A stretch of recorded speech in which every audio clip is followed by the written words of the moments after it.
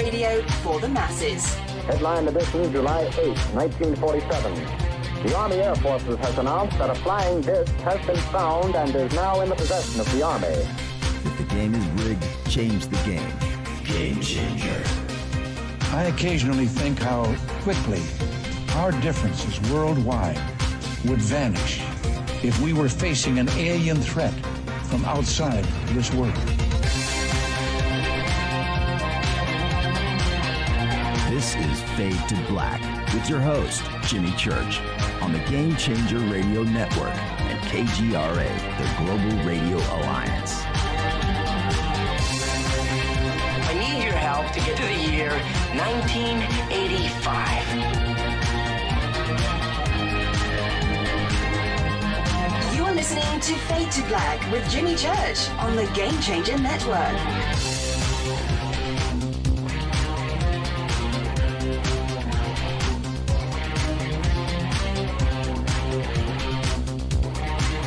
Good evening. Fade to Black. Bespoke radio for the masses. Yeah. Today's Wednesday, January 13th, 2021. 13 days into the new year, only 252 days left.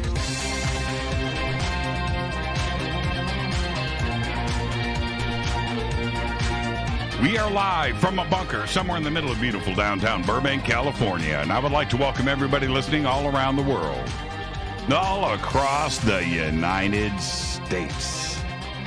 Hither and thither, to and fro, back and forth, up and down, east and west, north and south, far and near. This is Fade to Black for KJCR, the Game Changer Network, and KGRA, the Planets. I'm your host, Jimmy Church. What is cracking, everybody? How you doing? How you doing? Yeah. Do you feel it? Is it a kinder, gentler world today? More on that in just a bit, because tonight, all is good in John Greenewald's world, for sure. John Greenewald joins us tonight to talk about, well, what it's like to blow up the internet. We're going to be talking about that. We're going to talk about free speech, the First Amendment, private company rights, and of course, the viral release of his CIA UFO document cache, which is available for download right now, in case you haven't heard. Right now over at the Black Vault. All right, and tomorrow night is Thursday. Today's Wednesday.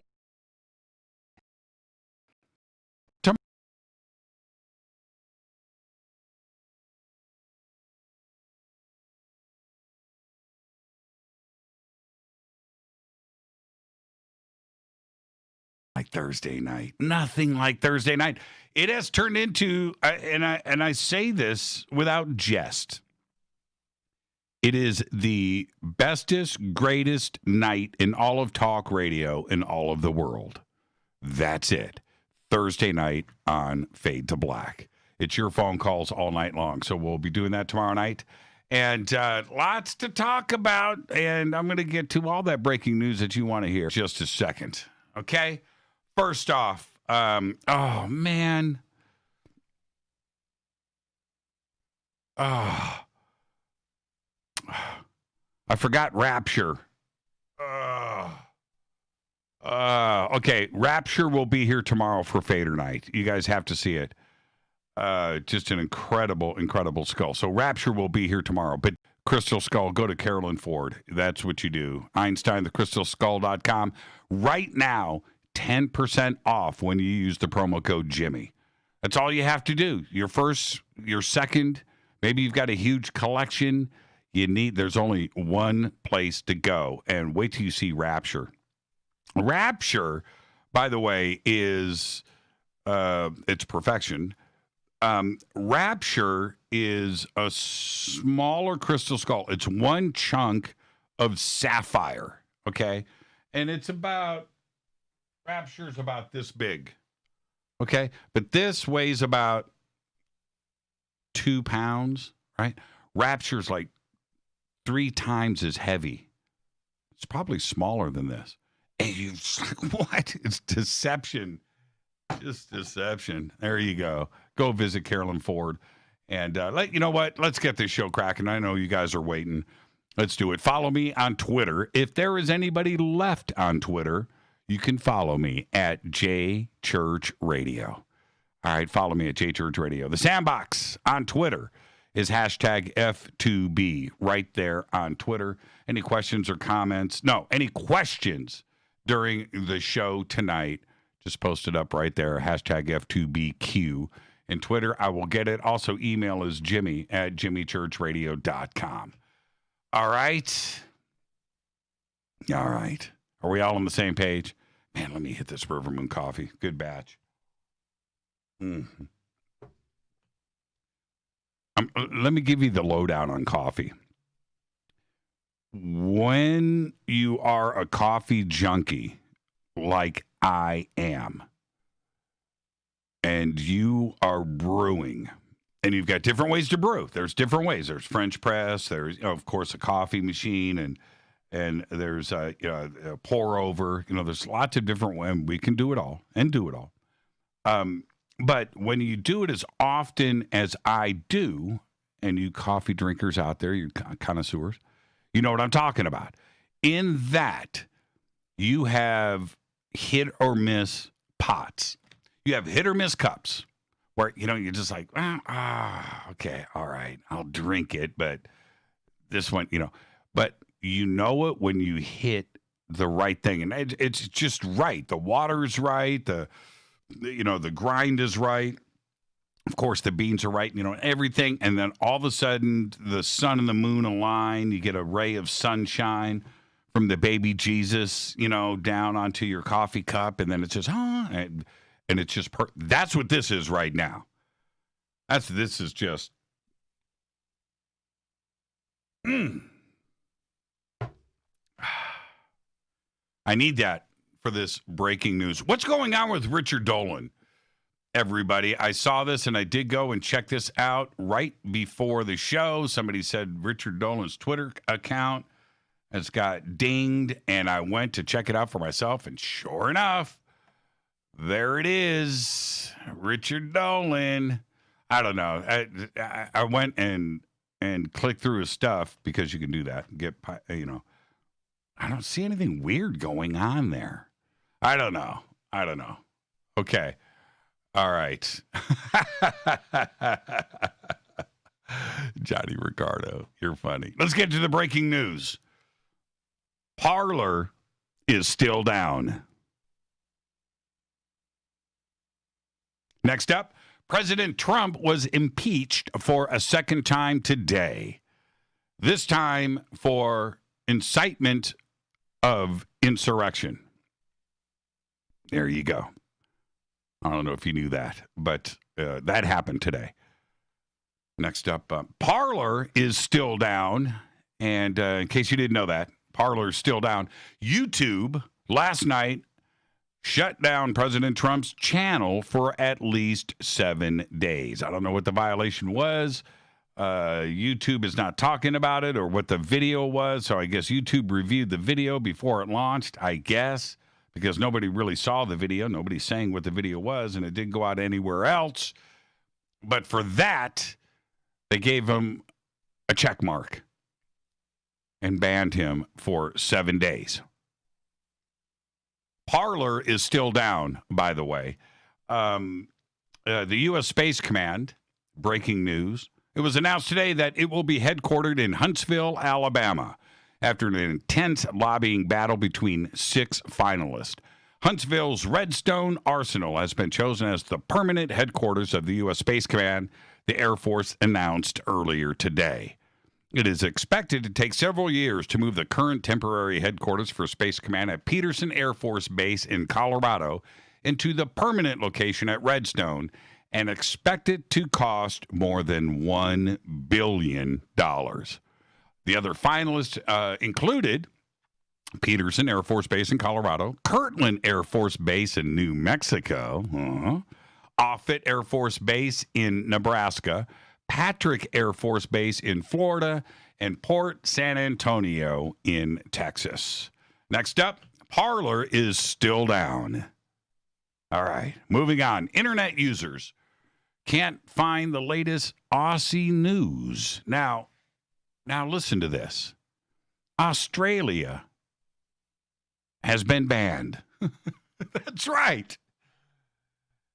Searches right now in Google in Australia for Australian news, you ain't getting it. Google is flexing its muscles right now against the country's Senate because the Senate has proposed a code that would make it pay, that's Google, pay media, the news outlets, for news.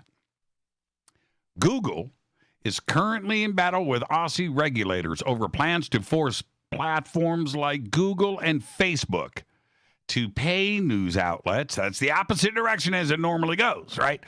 That Google and Facebook will have to pay news outlets for using their content. And news outlets affected by the search omissions claim that the tech giant is flexing its muscles in a fight over the prospect of paying for news. Last year, Australia's Competition and Consumer Commission proposed a new code to make the tech giants pay for news content. That code is currently being debated by the nation's Senate. In the meantime, Google just says, well, you're not in our algorithm. That's crazy. And another breaking news right now. Parler is still down. Let's get the show cracking. Happy birthday to today, Julia Louis-Dreyfus. Today is 60 years old, of course, Seinfeld and the amazing series Veep. Orlando Bloom today is 44, Legolas. Guitarist Trevor Rabin is 66, of course, yes, owner of A Lonely Heart. Trevor Rabin, I think he's from like South Africa or a country near South. Maybe it is South Africa. Also, bassist, old friend of mine, good friend, bassist James Lomenzo today is 62 years old, of course. White Lion, David Lee Roth, Zach Wilde, Dude Can Play. James Lomenzo today is 62 years old, lives right down the street. Our dead guy's birthday today is Tim Kelly, 1963 to 1998, died at the age of 35. Tim was the guitarist for Slaughter and recorded 4 studio and 2 live albums with them, including their first, maybe their best, is Stick It To Ya. On February 5th, 1998, Kelly was involved in a fatal car accident while traveling on Highway 96 in Arizona. Kelly's vehicle was hit head-on when an 18-wheeler crossed the middle line. At the time of the accident, the driver of the 18-wheeler was under the influence of at least 3 different drugs, including amphetamines. He was later sentenced to just 3 years in prison. Happy birthday, Tim. All right, on this day in history, OTD, it happened way back in 1128. Pope Honorius II grants an official sanction to the Knights Templar, declaring it to be the army of God. On 1128, there you go. Fader fact. When you see CNN playing in airport terminals, you're actually watching a special version just for airports.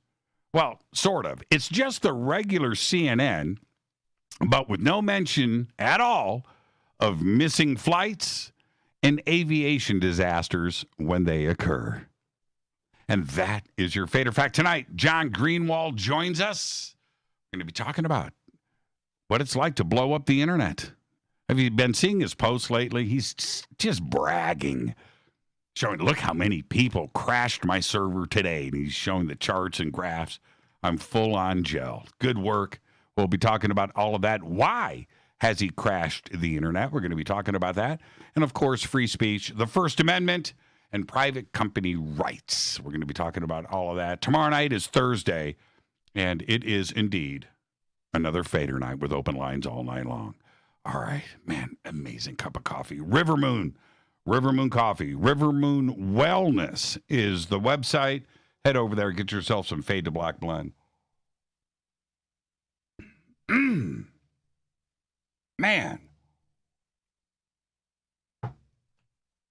What makes that so special? Man, that's good coffee. All right.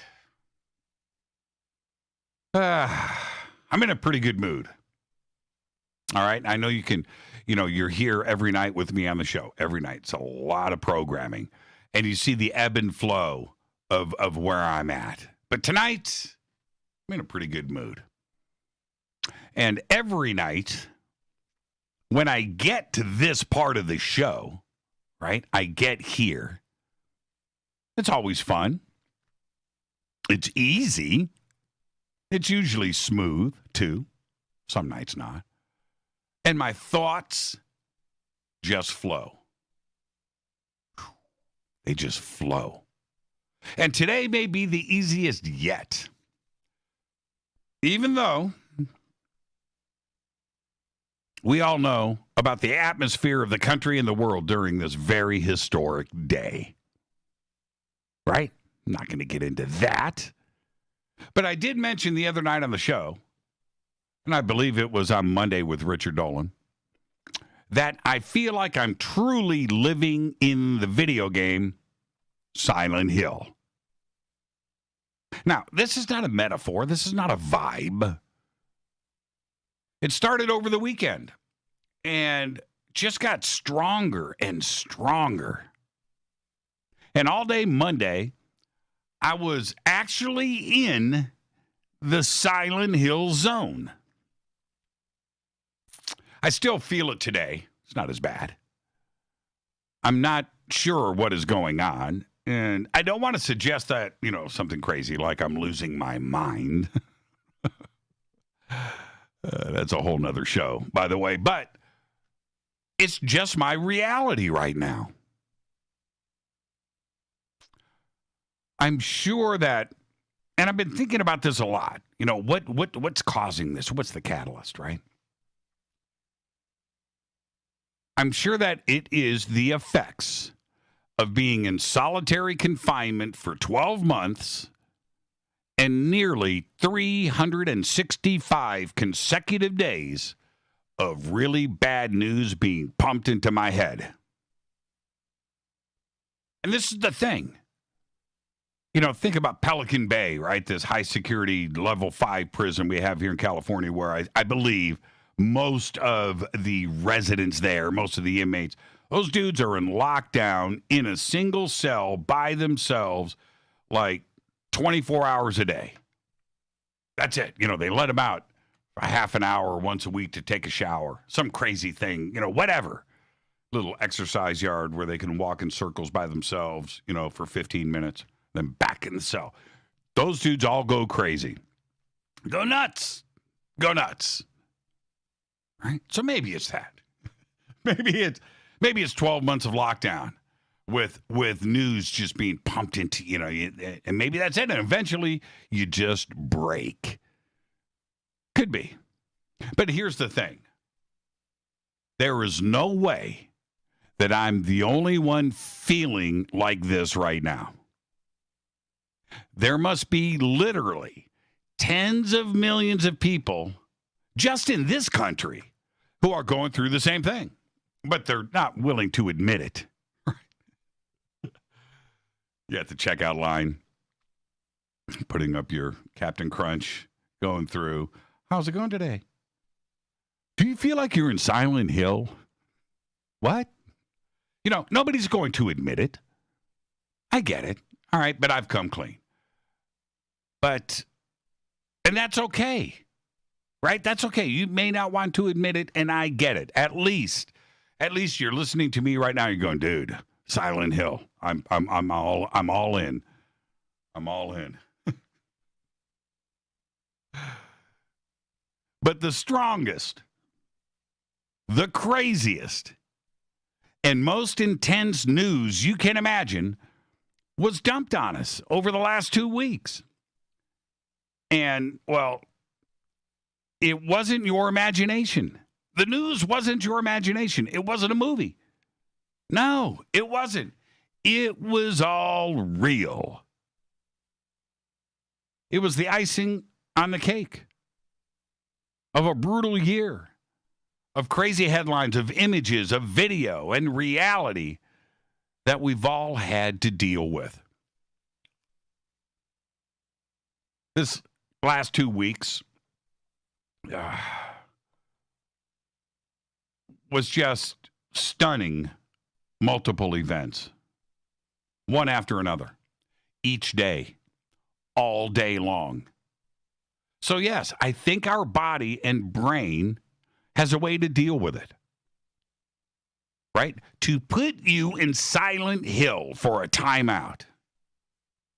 At least I hope that's the case, because the alternative is that we are in Silent Hill with no way out. I'm being serious, too. I'm being serious. Parallel world, man. Parallel world. Just stepped into it. You're in the TV show Fringe. You just go from full color to red, full color to sepia tone. You know, that thing that happens. It's Superman, Bizarro World, like that. Right? But here's the good news. And this is why I'm in such a great mood. Because today was the last of the scheduled drama. Right? That's it. It's the last of the scheduled drama. That, you know, we had these dates. We've had these dates. Oh, man, it's January 3rd. Oh, it's this. It's the runoff election. It's the this. It's just scheduled events. January 6th, scheduled events, just pounding, you just, right? But today it's over. That's the last of the scheduled drama. I don't even consider January 20th scheduled drama. That's relief. So, yeah, I think that we can all, right now, start to see the sunlight facing us. That's right. We may still be walking around in the dense fog right now, but the fog is starting to thin. And if you've ever played Silent Hill, you know exactly what I'm talking about. Playing Silent Hill, man, you see the fog up ahead, you're like, oh, man, oh, God, I'm going to spend a week in there. Oh, geez, here we go. That's what I'm talking about. And there is another part of Silent Hill, like when you get out of the shopping mall and you kick open that door and you look out and there's no fog. You're still in Silent Hill, but you don't have the fog. And it's this, you're like, oh, no fog. I'm in a great mood. It was late this afternoon when the veil started to lift for me. And I'm wondering if it's the same for all of you. I'm wondering about this. Tomorrow night, we're going to find out because we'll start to take your phone calls. Are you walking out of the fog? Have you left Silent Hill? Do you feel better? No more scheduled drama on the calendar. Now, about 10 years ago, it was around 2010, I was in the blazing sun all day long.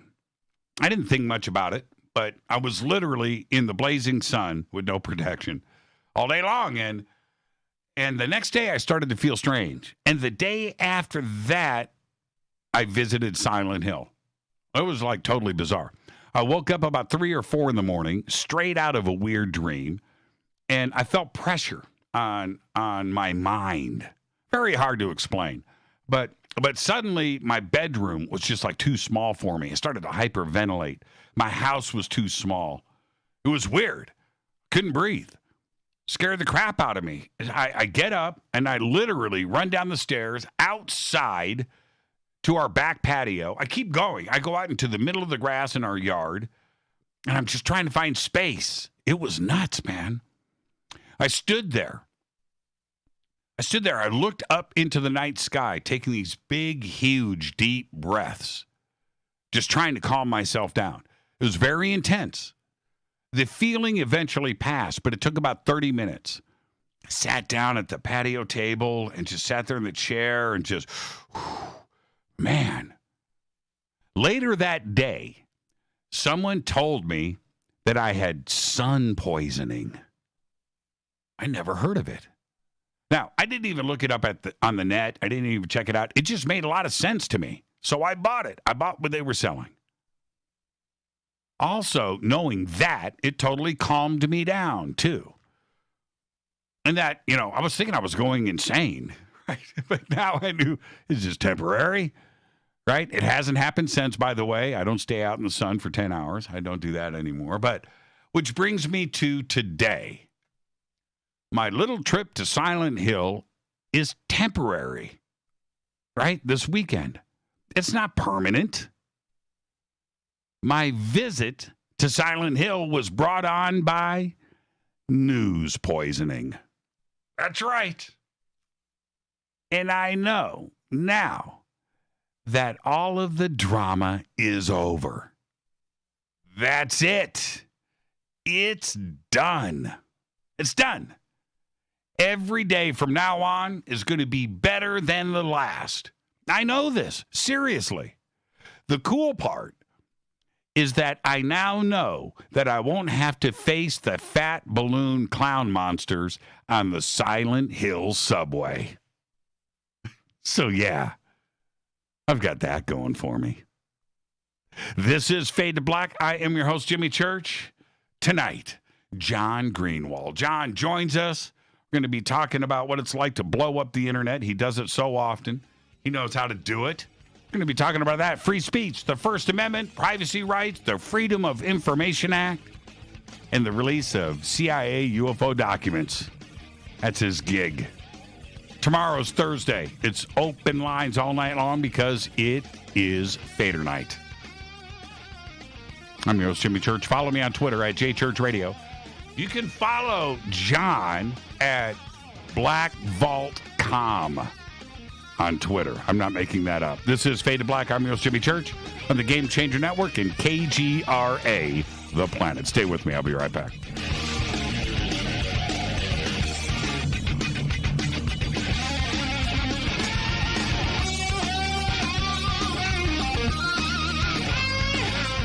This is Nicole Church, daughter of you-know-who, and you're listening to Fade to Black on JimmyChurchRadio.com and the Game Changer Network. You're listening to Jimmy Church, Fade to Black. Fade to Black will now pause for alien identification. The station that talks the net. KGRA Radio.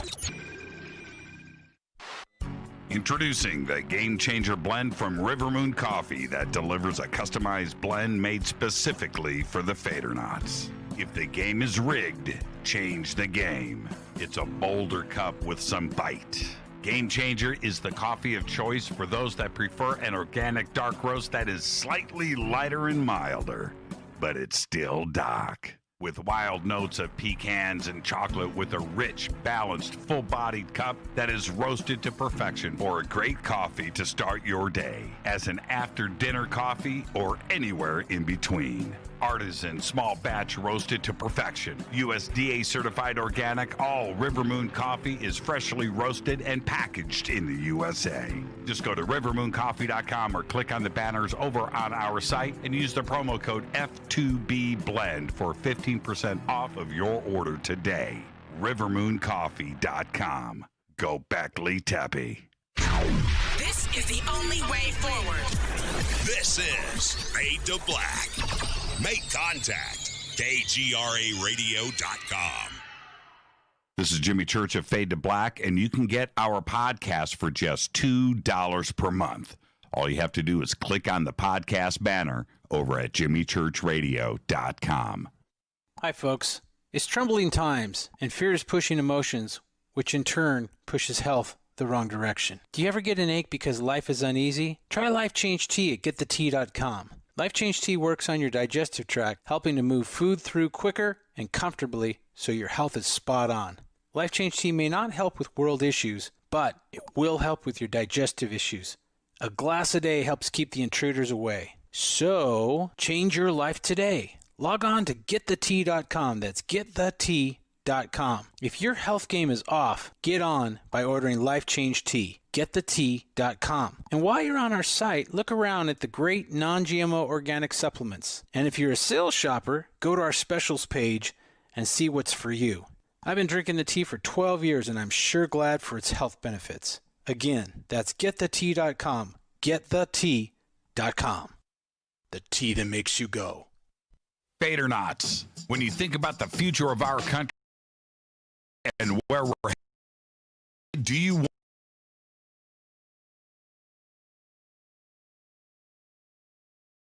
and they usually occur with little warning. That's why the smartest thing you can do today is to stockpile emergency food, water, and other essentials. I personally recommend My Patriot Supply. They're the nation's largest emergency preparedness company, serving millions of customers for more than a decade. In fact, they're the only source my family trusts for our preparedness plan. You should too. Right now, save 20% off delicious meals that provide 2,000 calories a day. Saving 20% helps too, doesn't it? Especially now. So go to preparewithjimmy.com and get ready. That's preparewithjimmy.com. There's no time to lose. Do it now. 9 out of 10 geneticists agree. Fade to Black is not your father's radio show on the Game Changer Radio Network and KGRA, The Planet. Hi, this is Rob Reiner from Anvil, and you're listening to JimmyChurchRadio.com. What's up? I'm Chris. What up? This is Kyle Massey, and you're listening to Jimmy Church Radio.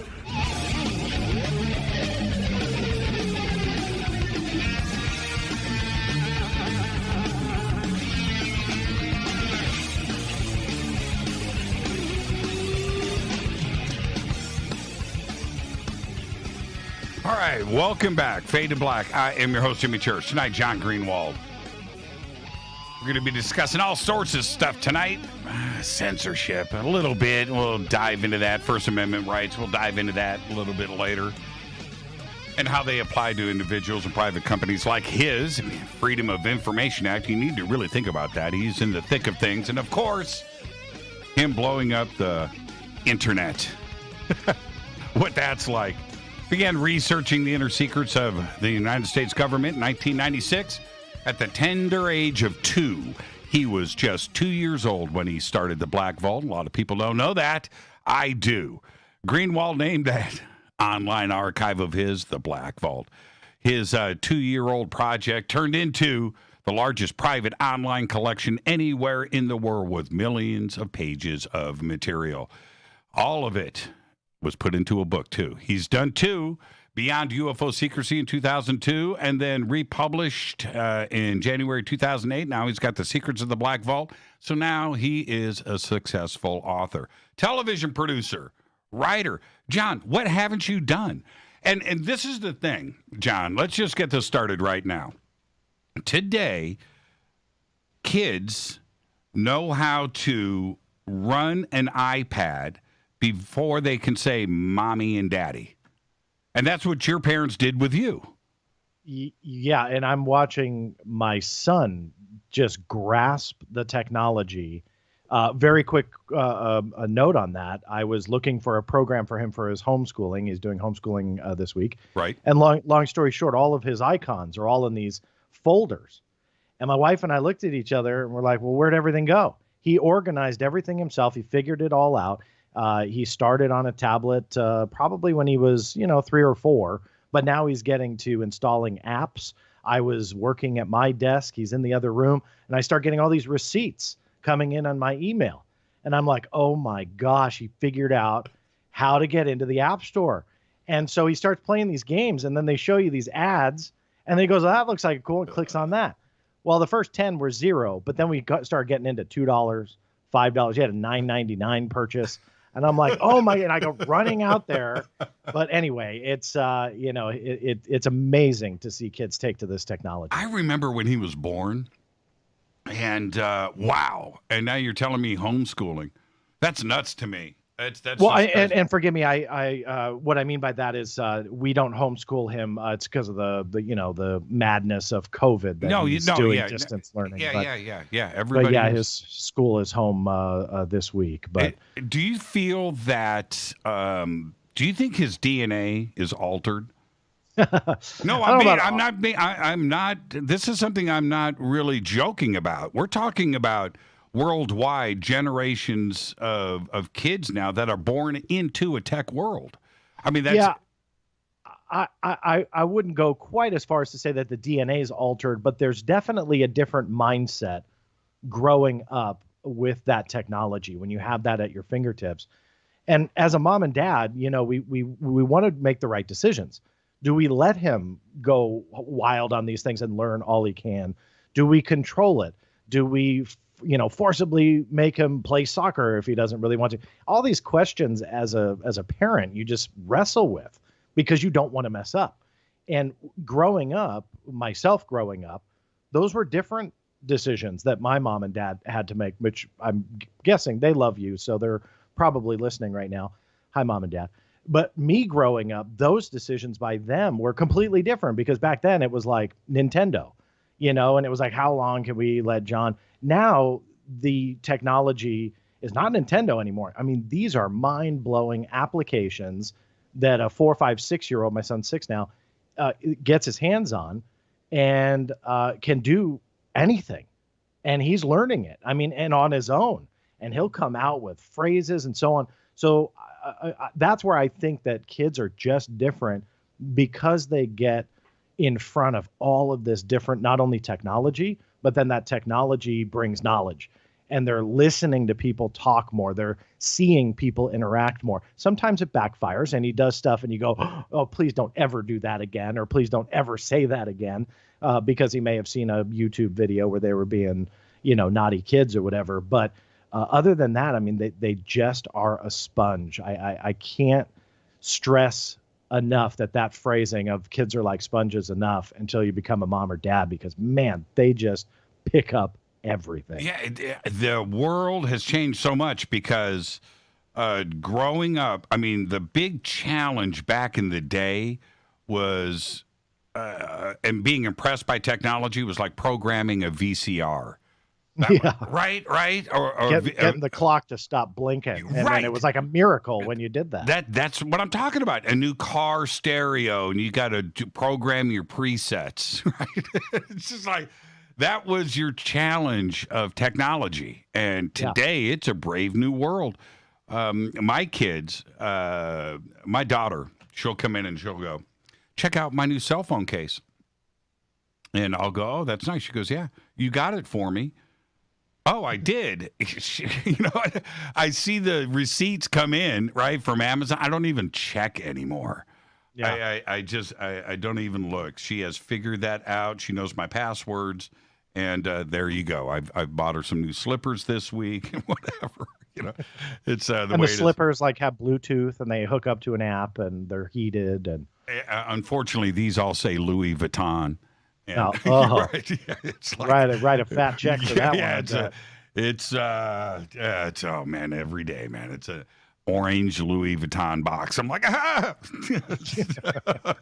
Oh man. Okay, so I really enjoyed your text that you sent to me yesterday morning, and I get up out of bed and I saw your text, and I started to go through and do my news stuff, right? I'm doing my thing. And you're everywhere.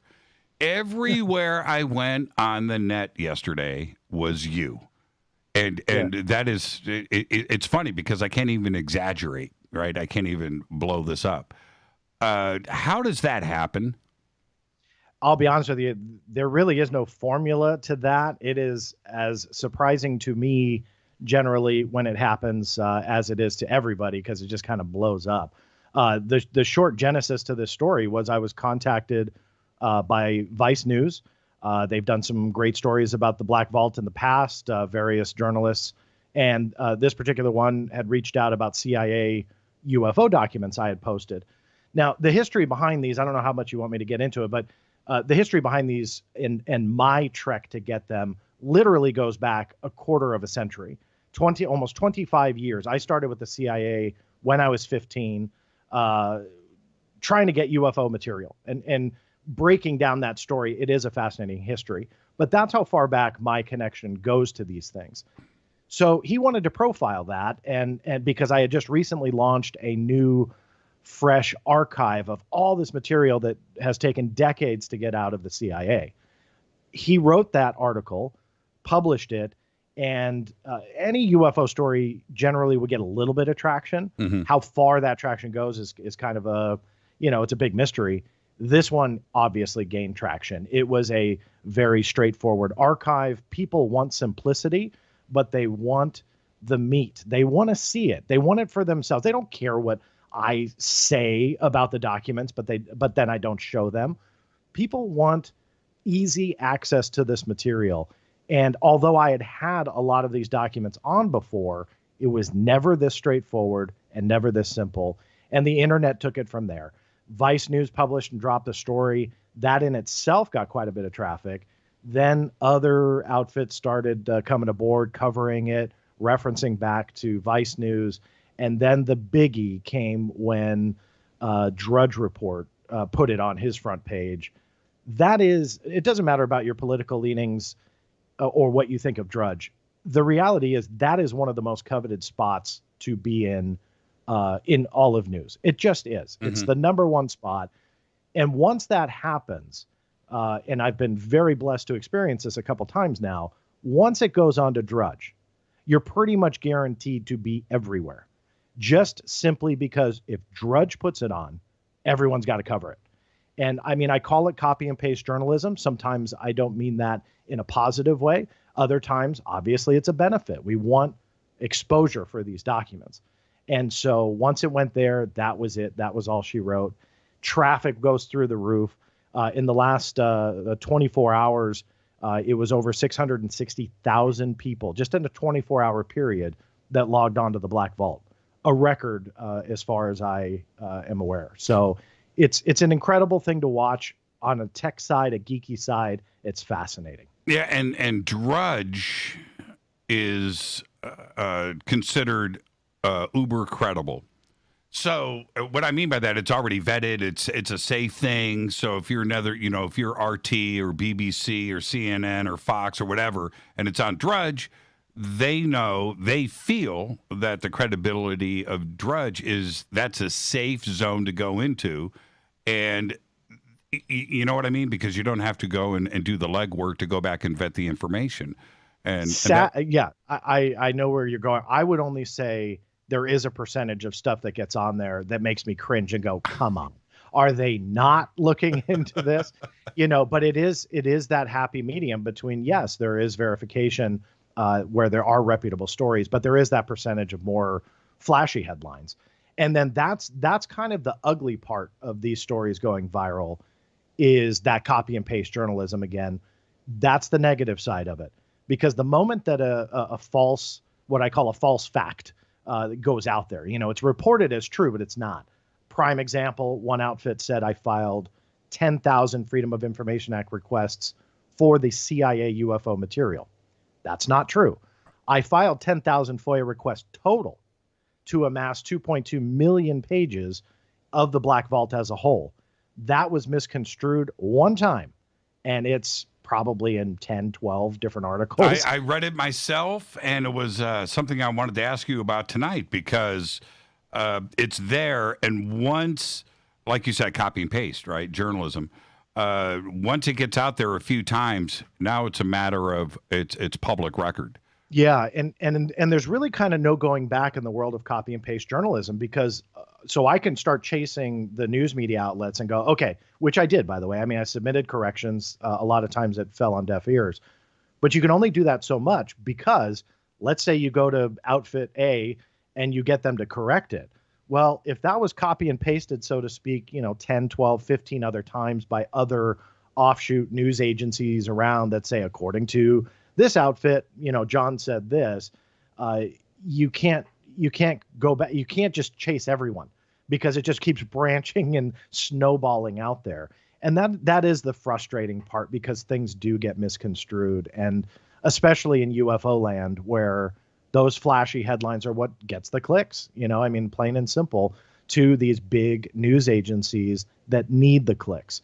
And so you see these pretty outlandish. There's a couple of them that are just so outrageous. It's like, come on. I mean, this doesn't confirm aliens, but that's one that I saw that it essentially uncovered and revealed an alien presence or something like that. And it's like, no, that's not what these are. This is a different story.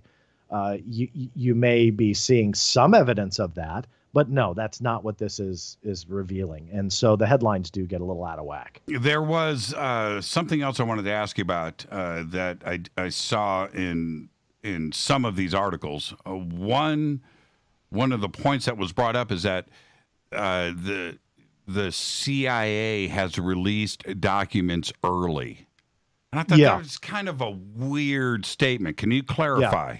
Sure. That was another misconstrued aspect of this that actually never even came up in the interview that I originally did with Vice, where I don't know what the genesis of that was, but the rumor started that this was part of the 180-day from now report on UFOs that the Senate is asking for, that the Office of the Director of National Intelligence will spearhead creating. So for those that are listening that don't know, in short, with the passage of this, what they kind of broadly label the coronavirus relief bill, it was this massive government spending bill which activated, I think it's called the Intelligence Authorization Act of 2021. It's very convoluted, but regardless, the bottom line here is that they will create this UFO report by approximately June of this year, if they follow that mandate. So with that said, the news media, after reporting that a couple weeks ago, again, just out of thin air, connected the two and said this was CIA brand new UFO material that they released early connected to that report. None of that is true across the board. I have no idea where that came from, but that as well gained traction. I had difficulty. So I see this, right? And I immediately go back to the Black Vault thinking I posted the wrong link for you, that there's something else going on. Yeah. And I had to go and look through, and I didn't find it. And then I backed up and I thought, somebody it has turned this into, maybe, I don't want to go this far, but I was thinking clickbait, and that's what clickbait can be sometimes. And I fell for it. I thought that I had to go back and repost another link for you on this new breakaway file and report that was coming from the CIA, and it was released early, and I couldn't find it on your website. Yeah, no, and again, that was reported by some agencies just essentially out of thin air. But I will say this, even though the documents in a lot of cases were quote unquote released before, that's a big kind of misconception in the general public, because they think, well, if a document's been released before, it's not interesting. It doesn't matter if a document's been released before. It matters if it's accessible. So they could declassify something in 2010, but if they never post it online, or they never release it, or nobody ever advertises that they got it and puts it on a site like the Black Vault, nobody sees it. So it doesn't matter if they quote unquote release it. Now, why am I bringing this up? Well, some of the reaction was, well, these documents have all been around before, so this isn't a big deal. So I challenged that for myself, because I always try and challenge what's out there, what I put out there. And even though I never said that they were new documents, but that was gaining traction, I went to the CIA's, what they call the electronic reading room, and I posted a Twitter thread about this yesterday, and it was about the illusion that federal agencies, including the CIA, but I've proven this quite a few times, they give the illusion that they release an entire collection on something. But the reality is it's not complete. So they want to give the aura of transparency about something, in this case, UFOs. Mm-hmm. But when you dig and try and verify, you realize that it's not true. Case in point. So the collection that I posted on the Black Vault was well over 2,000 pages, and it was 713 documents. Yet when you go to the website for the CIA, where some people are saying, oh, that's all available, all there, the most I could come up with was a little over 400 documents in their collection, meaning they have omitted hundreds of documents. No, I haven't figured out exactly matching up which ones, because they actually changed the identification numbers on the documents to make it incredibly confusing. But the bottom line is, when you go and download what they call the UFO Special Collection, there's only 415. My research shows there's 713. So again, they give the illusion that they're giving you everything. But in reality, when you actually challenge it, it's not true. And they are not complete. And they don't care about being essentially accurate. So even though we're kind of harping on the media here to begin with, the CIA definitely adds a little bit of mud to the water themselves by giving that false aura of transparency around what they're doing. Now, another comment in the media about this cache is that it's everything from the beginning through today. Now, that's a broad stroke of the pen. So yeah, what's the last CIA envelope that showed up in your mailbox? Yeah. Is that what we're dealing with here? So I had, going back to the late 90s, I had fought for quite a few years to get the UFO documents dated 1980 through, at the time when I started the fight, it was 96 into 97. It wasn't until about 99, I think it was, that it literally took that long of going back and forth with the CIA to get them to address the UFO documents from 1980, because there was a court case. That's why that date is key, through the time that I was beginning to fight for it. So at the time, it was to date, the late 90s. That is the last time that I believe the CIA released UFO documents, because after fighting for years, I actually got them to release it. That release had never been seen by the general public before, and there was quite a bit in it. A lot of newspaper articles that they had collected, which are interesting. Not exactly what I wanted. Interesting though, that they were collecting that UFO information in the form of these newspaper articles from around the globe. That is though the kind of the last date. Post 1999 or so, 2000, it just kind of falls off. There's nothing. Yeah, well, because the headline saying through to today, I'm assuming most would, that we've got UFO reports from December 2020. Yeah, I wish that was the case. The way that the CIA had worded it to me is that in an effort to make sure that my collection was up to date, the CIA told me a year or two ago that they had amassed all their UFO records on what they called their UFO Special Collection, and made a CD-ROM. And that CD-ROM you could purchase. So mid last year, I decided to purchase it to make sure that my collection was complete. In talking to the CIA directly about that, I was told this is all we have. So whether or not that's true or not, I mean, how can I challenge it? But the way that they framed that collection was that was it, and that they didn't collect any UFO records after that, again, circa 2000 date. Since you asked, I'll bring it up. I haven't talked about this. I am going after to see from 2000 to 2021 if there's anything else to get. That is still ongoing. But again, with the media saying that the CIA claims that this is everything, that's actually true. That is what the CIA told me. That is how they framed it.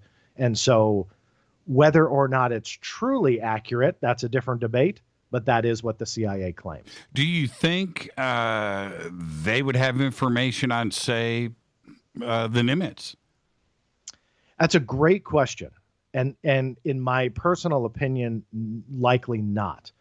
Stuff like that, especially with domestic issues, since this was, off the coast of San Diego, you're generally either going to keep it with the military itself and the intelligence arms of the different branches, or if it becomes a domestic issue, I'm kind of leaning away from the Nimitz incident, but more of a domestic issue, FBI would be more involved in that, which is very interesting because the FBI was put into the Intelligence Authorization Act as a potential source for information. So that to me was intriguing on why that they would be in there. I know Christopher Mellon I believe, was the one that had brought that up originally. So they would be more the arm. If this was a foreign incident, something that happened in the Persian Gulf, then yes, I believe the CIA then would more likely have information if the Tic Tac incident happened in the Persian Gulf. So it's just how the intelligence community works, where FBI is more of that the domestic issue. I think anything with the military would stay with the military, but again, just in the interest of fairness here, the FBI would more likely be the intelligence agency to get that information. Abroad would be CIA. And you see that reflected in the documents too, where you don't really see a whole lot from the United States. You mostly see it from China, Russia, across Europe. Spain is a big one. There's quite a few documents. So that's where the CIA collection comes in, is that is more global. How big is the file when people go and download it? So I have a couple different options to download it, but you're looking at about a 350 megabyte file for the searchable PDFs. That's what I created. So it's nothing massive. I have ones that are gigabytes away from the CIA collection. So, in retrospect, this is a rather small one compared to some of the other collections that I offer. But yeah, small downloads. It's going. It's downloading. I would say I'm trying to get an exact amount. As I mentioned, over 660,000 people in the last day. The downloads are literally in the hundreds of thousands that people have downloaded these things. That's crazy. That's awesome. Yeah. That's awesome. Let's take our break right here. This is Fade to Black. Our guest tonight, John Greenewald. We've got a lot to discuss. Now, John just interviewed Luis Elizondo, and we've got everything that's going down with TTSA. John and I have discussed this so much over the years. We'll talk about that when we come back. Lots more. John Greenewald of the Black Vault. I'm your host, Jimmy Church. This is Fade to Black on the Game Changer Network and KGRA, The Planet. Stay with us.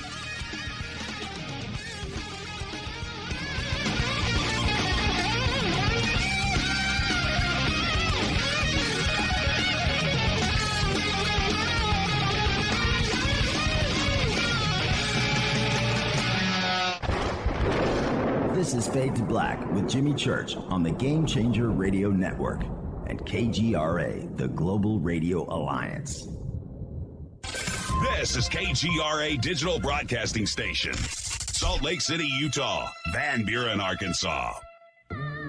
Hello, my name is Billy Carson, and I'm a best-selling author and the founder of ForbiddenKnowledge.tv. Together with my team, we have built an all-new conscious streaming TV platform designed with every family member in mind. If you have ever wanted to travel the world and attend lectures and workshops from your favorite speakers but weren't able to, look no further. ForbiddenKnowledge.tv. There are dozens of workshops and lectures from speakers you know and love. We have also included amazing categories to assure that your consciousness is entertained and elevating on a daily basis. Amazing interviews, ancient history, ascension knowledge, wisdom teachings, documentaries, conspiracies, mysteries, health and fitness, conscious cooking, meditations, finance, yoga, and so much more. To start your free trial on any mobile device or computer, surf to ForbiddenKnowledge.tv. That's Forbidden Knowledge with the number 4, ForbiddenKnowledge.tv. Again, visit ForbiddenKnowledge.tv today. Listen, I know, and you know, that you've always wanted your first crystal skull. Or maybe you're a collector just like me, but you just don't know where to go to find the real thing. Then I met Carolyn Ford over at EinsteinTheCrystalSkull.com.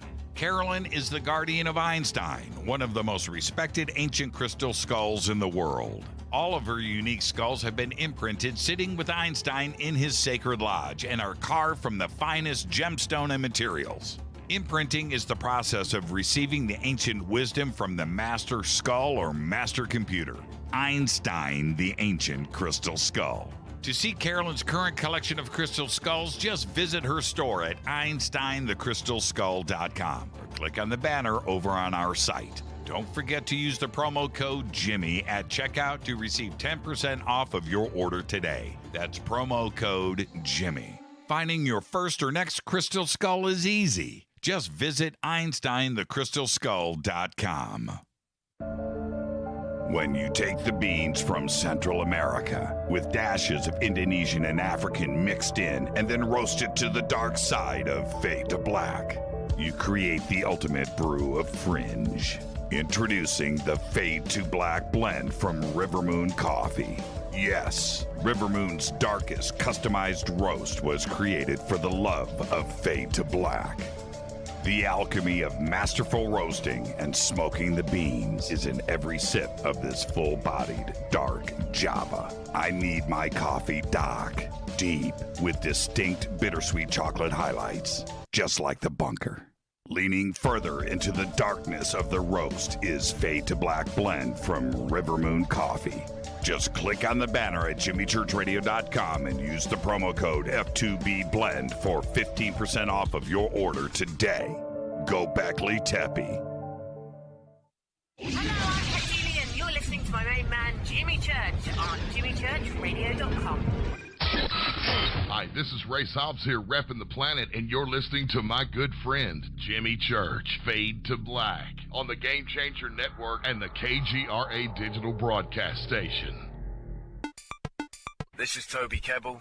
You're listening to jimmychurchradio.com. Don't hurt me, Jimmy. I'm only little. Hey, I'm Adrian Grenier. And this is Ari Gold. We're the Honey Brothers. Yes. We are also Honey Brothers. Hey, I'm Adrian Grenier. And I'm Ari Gold. We're the Honey Brothers. And you're listening to Jimmy Church. The Revolution.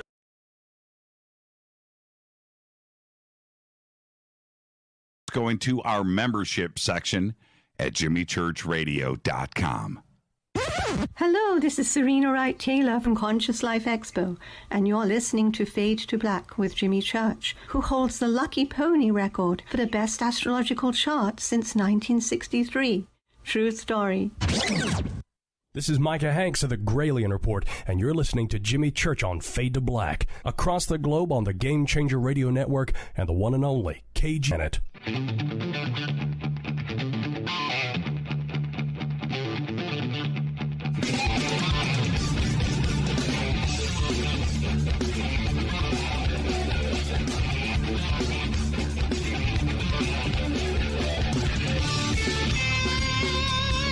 Welcome back.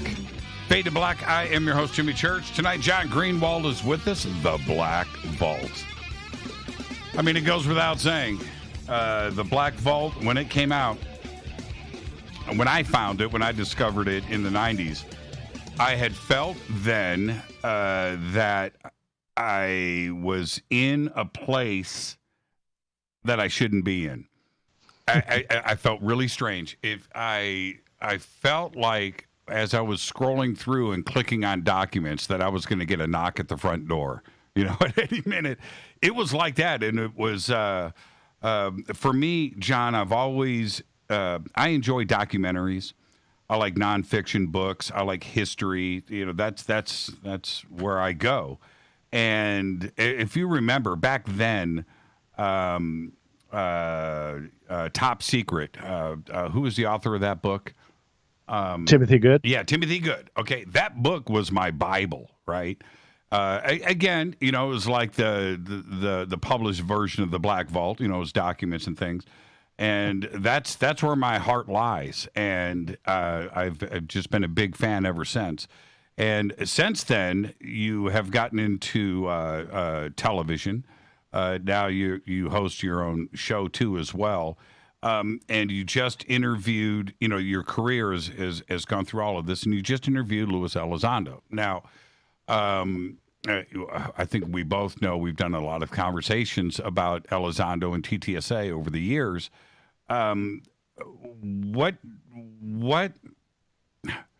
What made you do it? Let me ask you that. Was it something? And I don't want to be negative here, and I don't want to present myself that way.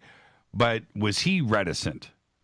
Did you have to convince him, or was it something that was easier to do? No, it was easier than it should be. I have been very, very critical of him. For anybody who's listened to you and I chat about it, it's no secret that I've been very critical and wrote a lot about it. It's also no secret that I've tried to interview him before. Despite my personal like my personal beliefs in certain things, whenever I write or put information out there for my audience, I want to give all sides. Like I've interviewed people that I got a lot of heat for, not Luis Elizondo, but a lot of heat for exploring issues that are not necessarily the belief of everyone. QAnon is a perfect example. I am not a Q believer, and this all came about, and that is where I got my most heat. And obviously that goes into the issues that we are seeing right now with censorship and banned accounts and stuff like that. And it was a fascinating thing to see. But I always want to give my audience all angles. And that particular show was spawned by me putting a public tweet out there that I thought the Q stuff was bunk. And I still do. I'm not a Q person. But somebody who was a influencer in that arena had said I was missing out. And so I said, hey, well, then, come prove yourself. There's something to this. And we had a show. My whole point is that I always want to show all sides. And I don't regret doing that show. And that's what, that's what happened. With Luis Elizondo, it's the same thing. Totally different topic, but the same thing. Whether or not I have a personal belief or skepticism about something, I still want to talk to him. I still want him to prove to me why I'm wrong being skeptical. And that was why I wanted to do that show. It didn't come about in a week. This goes back a couple years. Mm-hmm. And it became very public that I was trying to get answers for many questions that I had posed, later posing them on your show as well. We did quite a few shows about that. Many questions are still unanswered. That's not a jab against anybody. That's just the reality of this conversation about ATIP and secret Pentagon UFO studies and Luis Elizondo's background and what did he do, what didn't he do. By his own admission, not everything is out there. He said on my show, there's much more essentially out there, paraphrasing there, but he said that there's much more there. So by his own admission, we don't have the full story yet. So to go back to your question, that's why I wanted to do it. I wanted to be able to ask the questions that I have posed on your show and others on my own show that remained unanswered. And I wanted my audience to see his response, not mine, not my thoughts, not anything about me. It's not about me. I wanted, people had already heard my thoughts. I wanted his. And that's why we did it. And it actually goes back over a year that he and I began talking privately. And to his credit, I was very surprised at his openness to sit down and do it. And it finally happened where our schedules aligned. He was able to do it. Obviously, when you're doing a TV show, I know that you're aware of this. Sometimes it's very hard to sit down for an hour or two and do an interview on top of the show that you're doing. So that's why it took a little bit long, because he was doing season 2 of Unidentified, but he was very open to it. We sat down, we did the interview, very gracious. He's always been that way to me on the telephone, despite my skepticism and essentially my negative writing and what I've said.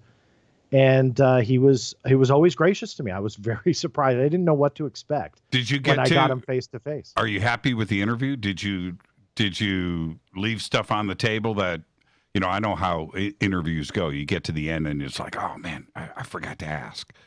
Yeah. Am I happy with it? Of course. And I say that just because I was able to ask a lot of questions that I've been wanting to ask. Where I am upset about it is I wanted more time. And that's nobody's fault. I don't expect him to sit down with me for a 10-hour interrogation.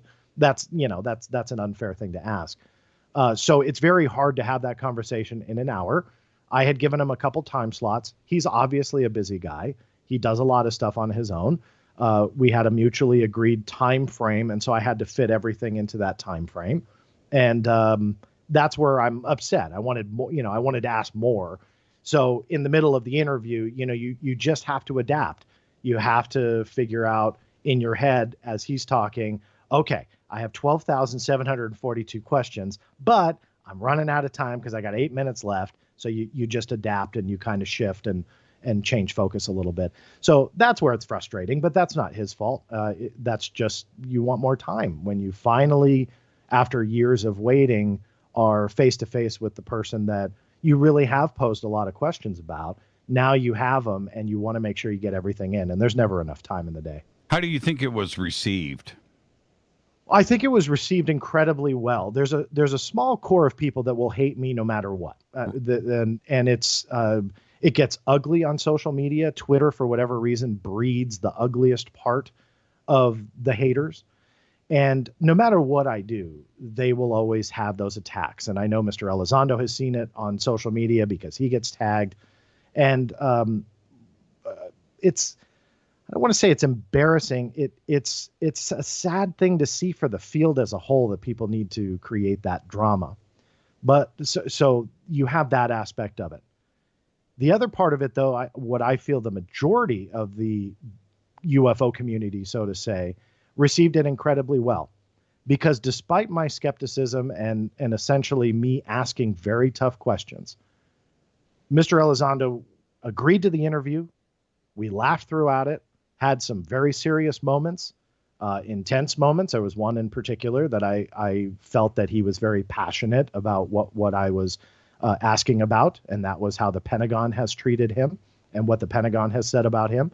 And so you had a range of emotions, and I think people saw two people come together and work together despite not agreeing with each other or essentially seeing eye to eye on all of this. And I think they saw my openness and willingness and my true intent, while they saw him being willing to sit down with me and face the tough questions. One quick thing that I'll say that I had said in my interview with him, and this is to his credit, never once asked me for a question, never once said anything was off limits, had zero rules. It was, other than the agreed time frame that we had settled on, that was it. There was nothing else. And I had triple checked that because I thought, okay, in the middle of this thing, if I ask him about the Pentagon and I really upset him and he slams the phone down, or, turns his Zoom off and ends the interview, well, that's not good. And I triple checked, is there anything you don't want me to ask you? And that is something I ask all of my guests. I just do. What is there anything you want me to stay away from? And is there anything you want me to make sure that I get in for you? Those are two things I always ask. And he did not have any rules. I'm going to ask you the tough question. Are you now Sure. Are you now buying what he's selling? Well, I will say it this way. I am still very skeptical about everything that's going on. And by me saying that, there will be tweets about this and people will try and create an issue. But when you don't have the evidence for anything, it's very hard to say, well, I totally believe what you're saying. If there's nothing I can see yet, I have to see to believe. I just do. And so that's not a stab at him. That's where I don't understand people saying, oh, John's attacking Elizondo again because he's not buying what he's selling, using your phrasing. So he must be attacking him. No, that's who I am. That's who I've always been. If an agency says X, Y, Z, I want evidence that it's true. Going back to what I told you about the CIA saying, hey, this is our UFO collection online. Well, I don't believe it. And so I proved it with actual evidence showing that is not true. It's the same with people. It's the same with government agencies. I just want evidence. There are other people that don't need that Elizondo's word is good enough. And that's okay. That's where also this has really been misconstrued. I never said you guys shouldn't believe him because I feel there should be evidence. No, I have formed my opinions and I've stated them. I've written them. And that's based on the evidence that I have. That's how research works. You formulate opinions and or theories about the evidence that you have, not conclusions, theories. And you just keep pushing for the evidence. If your theory morphs, well, that's investigation because, if your investigation isn't over, you don't have a conclusion yet. So going back to what you're saying, look, I need to see more. I am willing. Let me jump in. To. Well, no, Sure. no. I'm gonna step on you right now. Step away. Is it because you're just pragmatic? You're just black and white. You've been dealing with reports and paperwork for your entire career. It's what you do, And others out there in the Twitterverse or whatever, they can't bend or mold you into somebody that you are not, right? Is that just the foundation of this?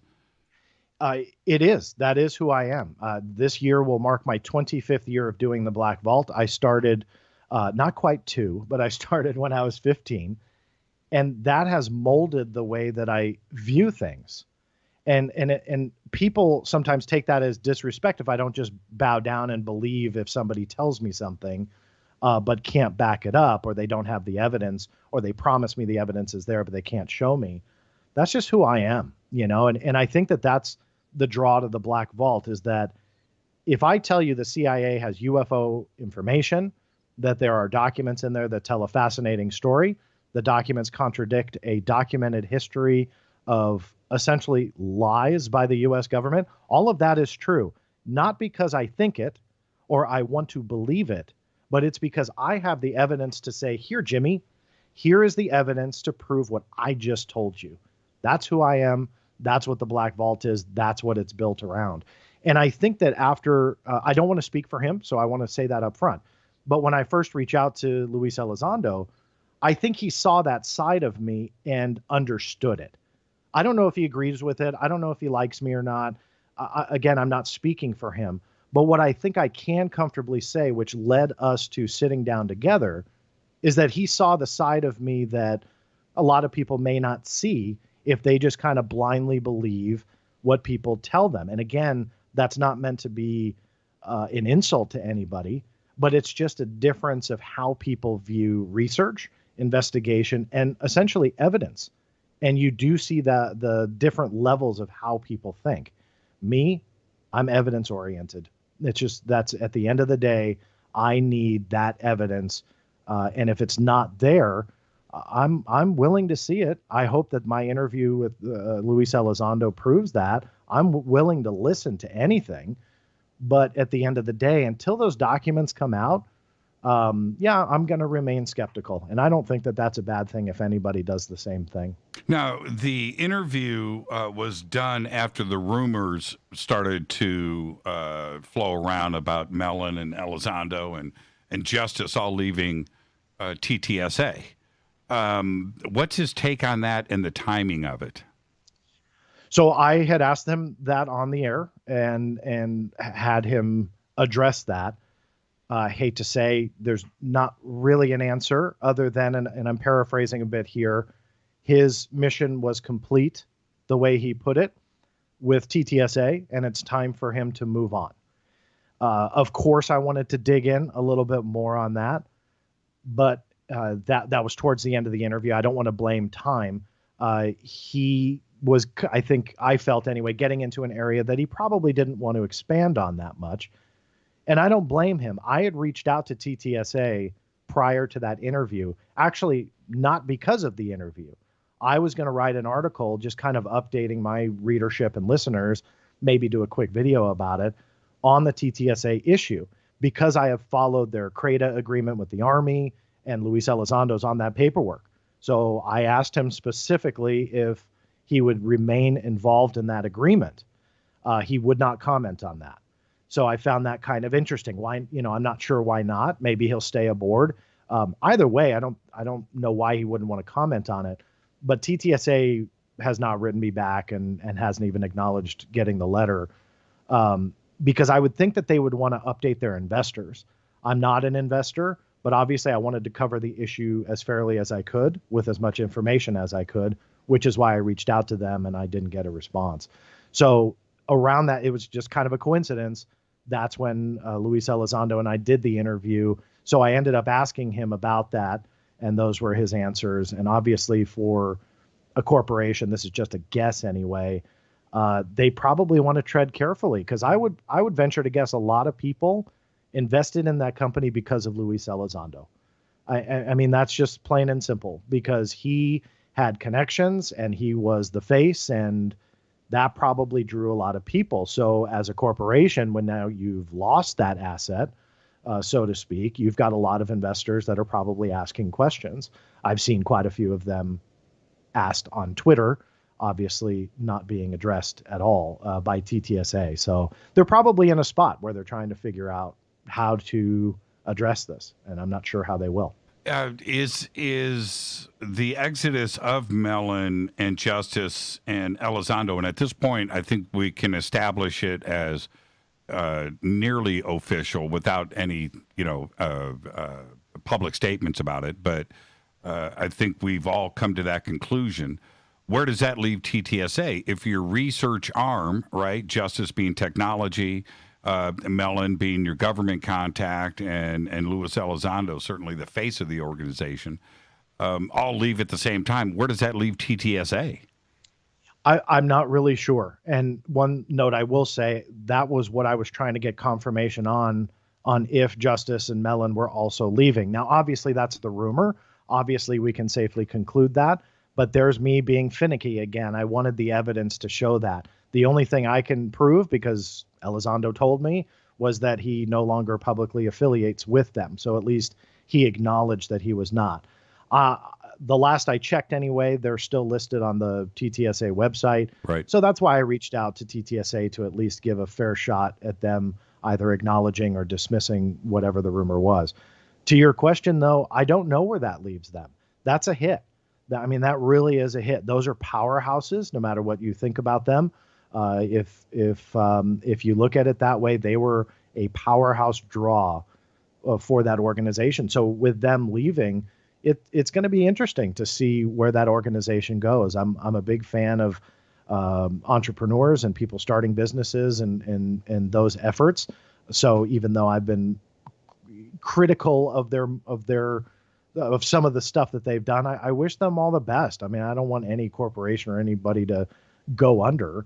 But I think that they definitely have to restructure a little bit, and they have to address it too, whether they like it or not. The investors are kind of knocking, saying, hey, wait a minute, this really isn't what we signed up for. And there's been a couple, even prior to Luis Elizondo's exodus, there's been a couple decisions that I think people were not too happy with. And I think I'll bring up the Bob Lazar book, them publishing the Lazar book under a publishing name that they tried to kind of essentially disconnect from TTSA, but it was TTSA. Those types of actions, I think that they need to address.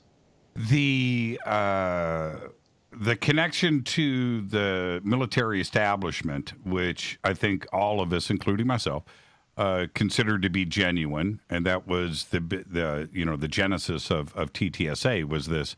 Hey, we're getting stuff released, from the Pentagon, and here we go. That's over. Is there another? I mean, if everything is playing out, is there another place for the Pentagon to leak to now? Right? I mean, where's the go-to source? Is it the debrief? Is it you? Yeah. I don't think I'm going to get stuff in my email, but that connection we had to the Pentagon seems to have evaporated. Yeah, to me, I don't believe that the Pentagon sanctioned these leaks, to be honest with you. I mean, I had asked Elizondo that question on the air because that is a big, what I call red flag. Through the Freedom of Information Act, we can prove, even though Elizondo had talked about it, there was a leaked document that redacted Elizondo's name. I have no idea why. But to quickly summarize, he was the one that spearheaded these videos getting reviewed. And I was lambasted for putting out there what I felt was irrefutable proof that those documents did not prove a public release, meaning they were never supposed to see the light of day. That ultimately ended up being true. And now even Christopher Mellon admitted in a recent documentary the rules were bent a little bit. I was surprised, though, when I did press Elizondo about that. He said, I did not give the videos to Christopher Mellon. So his story, for those who don't know it, was he received these videos from an unnamed person in the parking lot of the Pentagon. Who that person was, I don't know. To me, this does not sound like the Pentagon sanctioned a leak. At the end of the day, this was a leak. It just was. Nobody can get around that. The Air Force Office of Special Investigation concluded the exact same thing when they internally investigated it, and those documents came out later. So we know for a fact that this was a leak. We obviously don't know the root of it, but I don't think it was officially sanctioned. Or at least by the powers that be. That's a weird way to put it, so I apologize. But essentially, like, the powers that be allowed this leak to happen. I just think that, I would have bet money that it was Luis Elizondo who gave it to Christopher Mellon, who then in turn gave it to the New York Times. I asked when Luis Elizondo knew TTSA had the videos. Also, to my surprise, his answer was he was not aware until the New York Times had published them. I was surprised at that answer. So I will let your audience determine how they want to feel about that. But he did think about that question a lot prior to answering. And he said he was surprised that they had the videos. Again, kind of paraphrasing, but he even hinted that he, if given the option, would recommend TTSA not to publish them, but essentially found out when the New York Times dropped the Schleer and the gimbal video.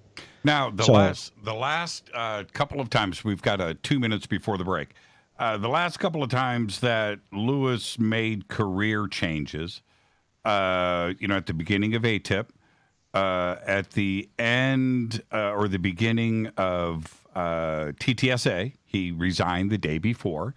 And then now with the UAP task force and the funding being approved, he changes careers again. Is there a connection to that? Is the timing suspect? And is he looking, or maybe has been offered a position with the UAP task force? It's a great question. And we did not get into that on where he's going. I wanted to not get too personal on what his actions were, and that was just a choice of mine. I didn't want to start putting the spotlight on, hey, where are you going? Where do you live now? And what are you going to do next when it comes to his employment? I felt I just wasn't, it wasn't appropriate for me to really push that. I would assume if he is going to go do that, I hope he announces it. If he doesn't, that leads to a very interesting question on why is he going back to what he said was the root of the problem? Yeah. What's the, there's, he's changing lanes here. You know, so where is the lane change? Where's the exit ramp? Yeah. And I'm not sure. And at this point, it's just speculation. What I would say, too, is it's possible he's just done. Let's just assume for a moment that, he is so fed up with the government attacking him, taking, essentially these credibility shots at him, that he's just done. He's done with the TV stuff. He's done. Then he just wants to enjoy his retirement. That's also a possibility, too. He's hinted, however, that there are next steps. So he says that there are other avenues for him to approach. He did not say that on my show, I don't believe, but I've seen him tweet about that.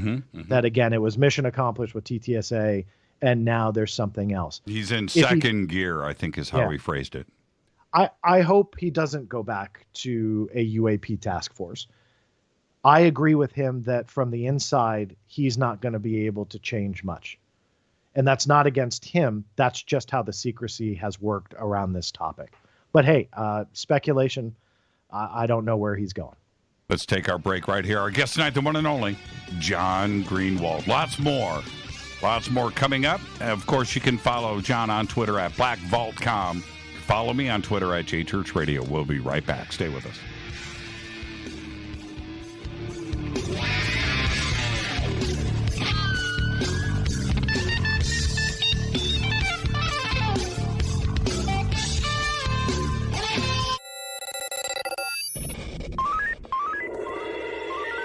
Way out here, we listen to Jimmy Church. You're listening to Fade to Black.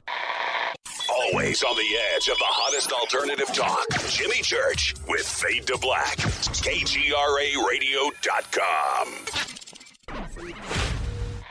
¿Qué tal, mis amigos? Yo soy Mario Carson, el tiburón, y los invito para que escuchen a mi buen amigo Jimmy Church Radio. ¡Claro que sí!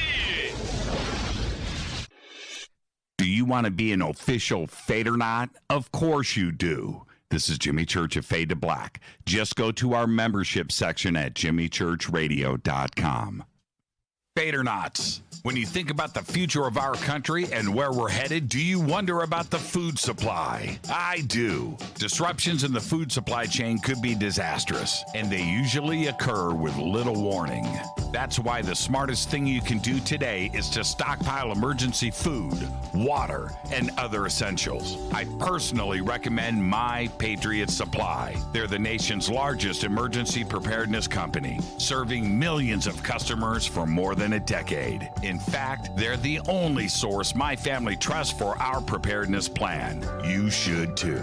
Right now, save 20% off a full 4-week supply of delicious meals that provide 2,000 calories a day. Saving 20% helps too, doesn't it? Especially now. So go to preparewithjimmy.com and get ready.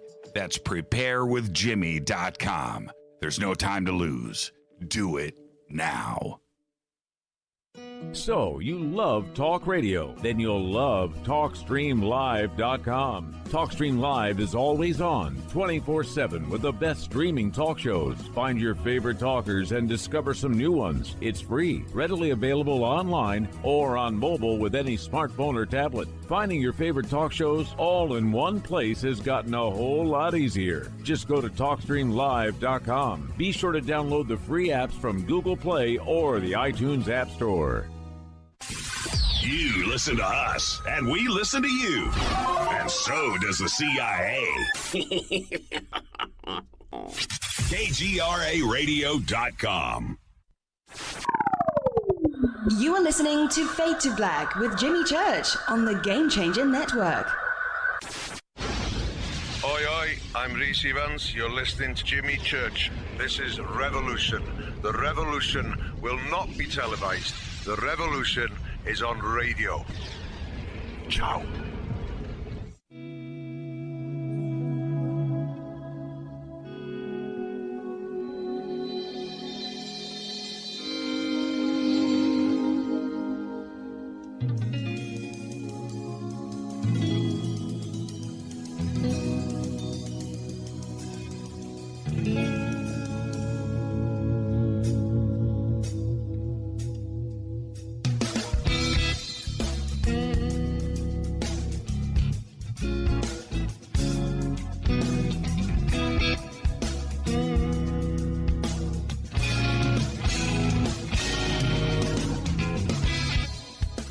Welcome back. Fade to Black. I'm your host, Jimmy Church. Our guest tonight, John Greenwald. More with John in just a second. We were talking about VPNs and security last night on the air because right now there are suggestions that our credit scores might be based on our internet history in the near future. This is being talked about now. The same way banks use data like income to judge credit eligibility now is how websites could use internet search history in the future.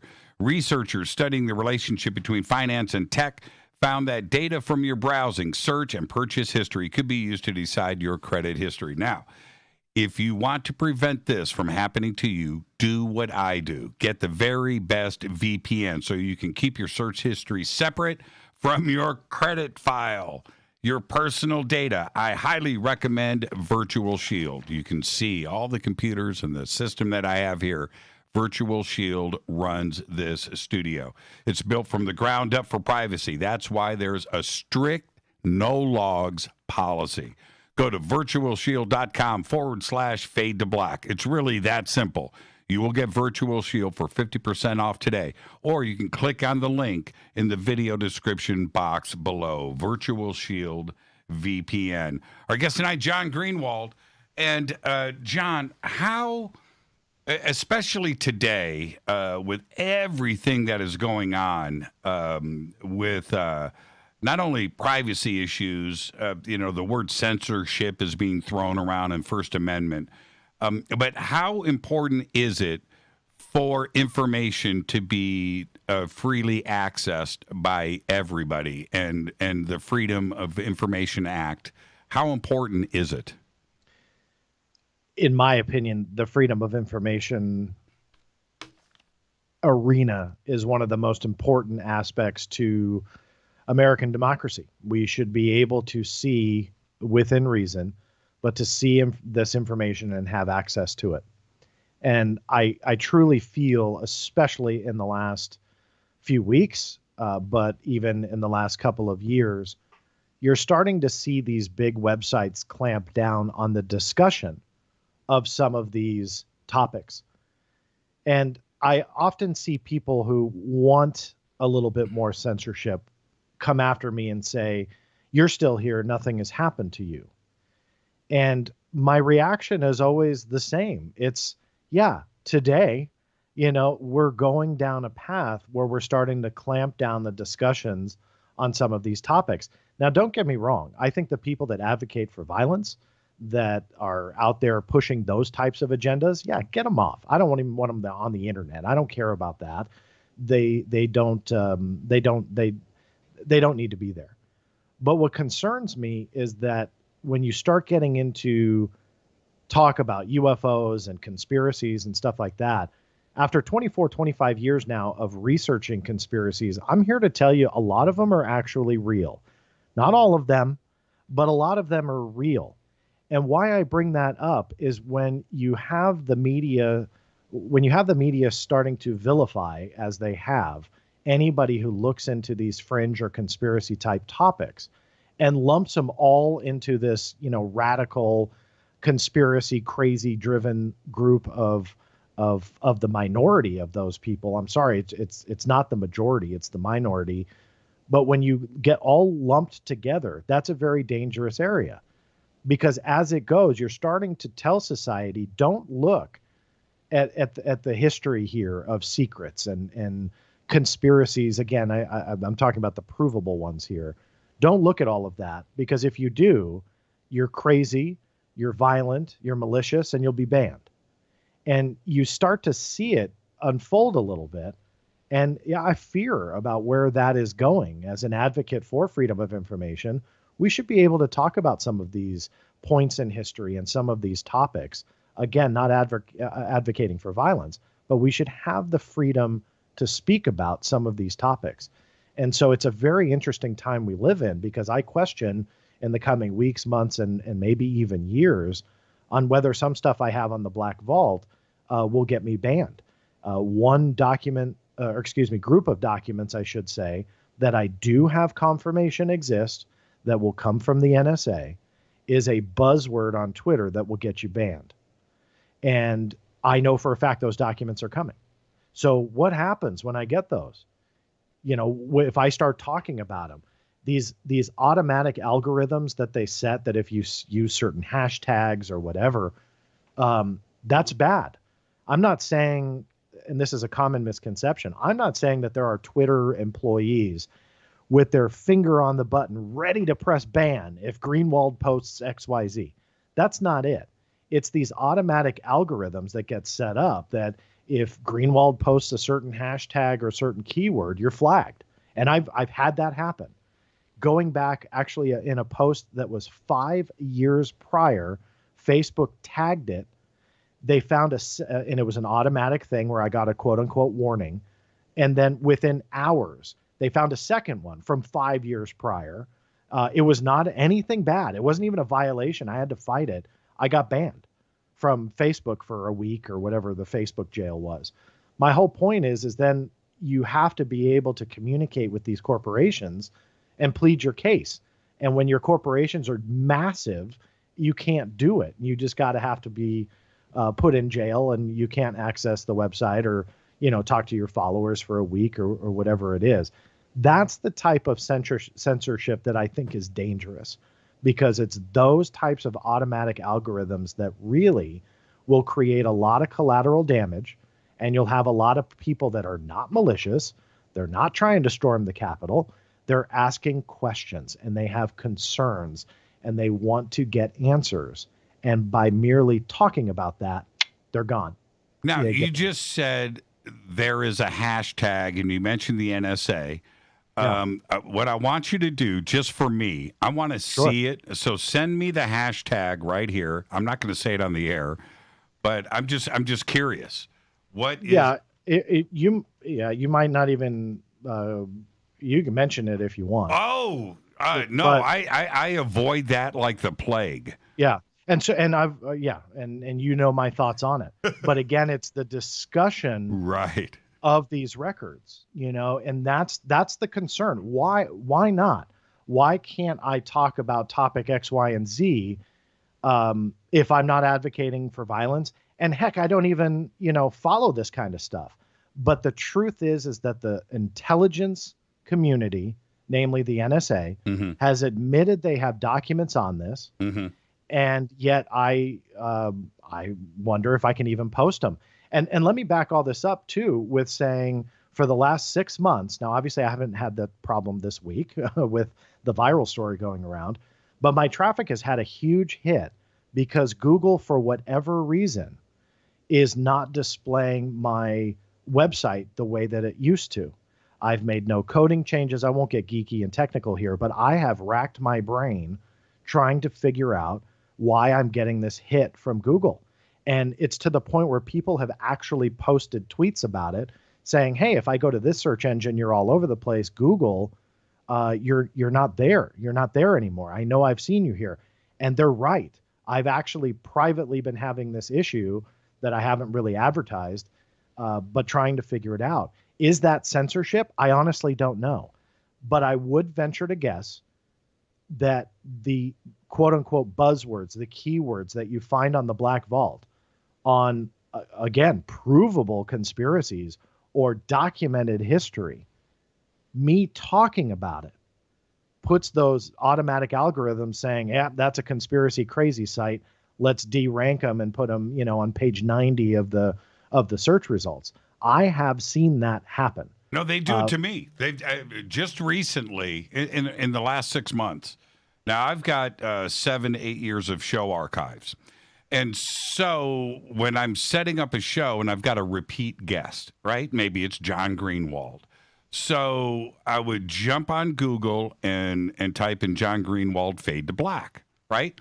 Pop up, it would be your last show with me, for instance, and I would be able to click on that and go and grab your bio and then modify it, okay? And I could do that with any guest.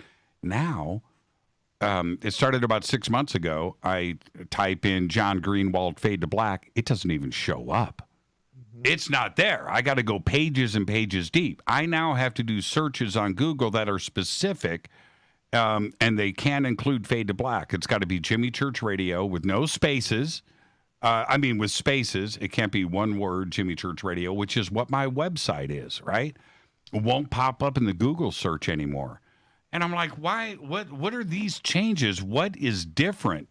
And I just get pages and pages of gobbledygook, of everything but my material. Where you went wrong, Jimmy, is you put John Greenwald on your website. That is probably the issue. I know. No, I'll give one specific example, and ironically, it's about the control of the media. And this is what set me off that there was a problem. It's called Operation Mockingbird. Now, there's two things, Project Mockingbird and Operation Mockingbird. And that became, for about 6 or 8 months, one of the most popular pages on my site due to the amount of people that were searching for it, the people that were legitimately questioning whether or not the media is controlled.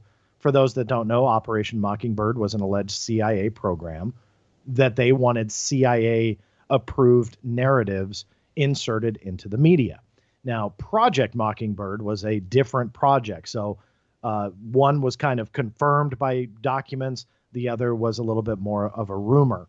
That being said, though, the traffic just went to zero. It was the most popular page on my site. Then the traffic went to zero. I haven't searched right now, so maybe somebody will do that and say, hey, John's spreading misinfo. So I haven't done it, but in the last couple of weeks, I would say. But that is what set me off on this, was what happened there. And then I started realizing many of the pages disappeared, because when you searched for Operation Mockingbird at the time, and I think you're probably typing it in right now, Jimmy, I am. Fact check, which I'm glad you are, because you can tell me. But when you would search for that, I was like the number one, hit. That changed. Now, again, something could have changed in the last couple of weeks, but they like you now. Is it back on there? Yeah, they like you now. You're the whole first page. I haven't gone to page 2. That was with Operation. No, I just searched. I'm not on there. Number 1, Project Mockingbird, The Black Vault, January 5th, Oh, 2000. Project. I thought you said Operation. Okay. No. I searched Operation. Project Mockingbird comes up. That's searching. All right, I'm gonna send you a screenshot. I just searched for both. I'm not on page 1. You're on Google? Yeah. All right. Well, now it's strategic. Here. See the camera? Yeah. Okay. Look. Dizzy here. Can you see it? There you go. Oh, it's because you searched for the Black Vault also. Take that off. That's why. Okay. No. See, I'm not arguing I disappeared altogether. If you take that off, so people didn't know to search for Operation Mockingbird, the Black Vault. So search for Operation Mockingbird or Project Mockingbird. Those are the keywords I'm talking about. Oh, okay, gotcha. So people that had no idea about the Black Vault, they would go onto Google and go, I want to know more about Operation Mockingbird. Oh, you're not there. No, you're not there. Okay. No. Yeah, exactly. No. So that's what I mean. I'm glad you showed me your screen. So that Fade way. to Black is here. Jimmy Church Radio, Operation Project Mockingbird. I'm kidding. It's just a joke. I was looking. Man, I just saw your face. What? What? But yeah, that's now that we cleared that up. See, so I'm gone. But 6 months ago, if you were to search for that, I was like the number 1 hit. So what happened? Like and that's what I've tried to call, people that are much smarter than me in this area, and they just want, tens of thousands of dollars for a contract. And I'm like, look, I don't have $8, but right. I was willing to pay for consult, and they wouldn't do it. So I'm still racking my brain. But that was a prime example. That's what set me off about this potentially being censorship. Well, because I've been in Google for a quarter of, when they started Google. 2000. Yeah. But to the point, you've been around since Internet 1.0. Let's not, fuss about that. Yes. You know how this works. When you get on the bad side of tech, right, you can't win, can you? Well, I'm trying to win. I can tell you one other thing that I noticed, and I'm hoping that it'll get fixed one day, is that there were about 170,000 URLs for the Black Vault that were inside the Google search engine. I won't get technical, but yes, there are ways to see that. And as a webmaster, Google gives you tools to kind of watch all that. When I noticed the problem and I started digging in, it had dropped to 60,000. So 2/3 of the URLs, my website that were in Google, gone. That was a provable fact. So I was able to see that 2/3 of my pages just disappeared from Google. And I don't know why that is. So am I on the bad side of tech and there's no getting back? I hope not, because I do try and have the most comprehensive database for people to do research, to have access to this information. And this goes back to the core of this conversation. Should people not have access to that? Just because I talk about a documented, CIA intent to, let's say, manipulate the media, or documented evidence that the CIA tried to utilize mind control techniques. All what the media wants you to believe as fringe topics, but history shows they're 100% real. And that's what I get concerned about, where now Google can just say, oh, no, we don't censor you. Here, look, you're on page 1,470 of those search results. So you're not censored. You're just, 1,000 pages in.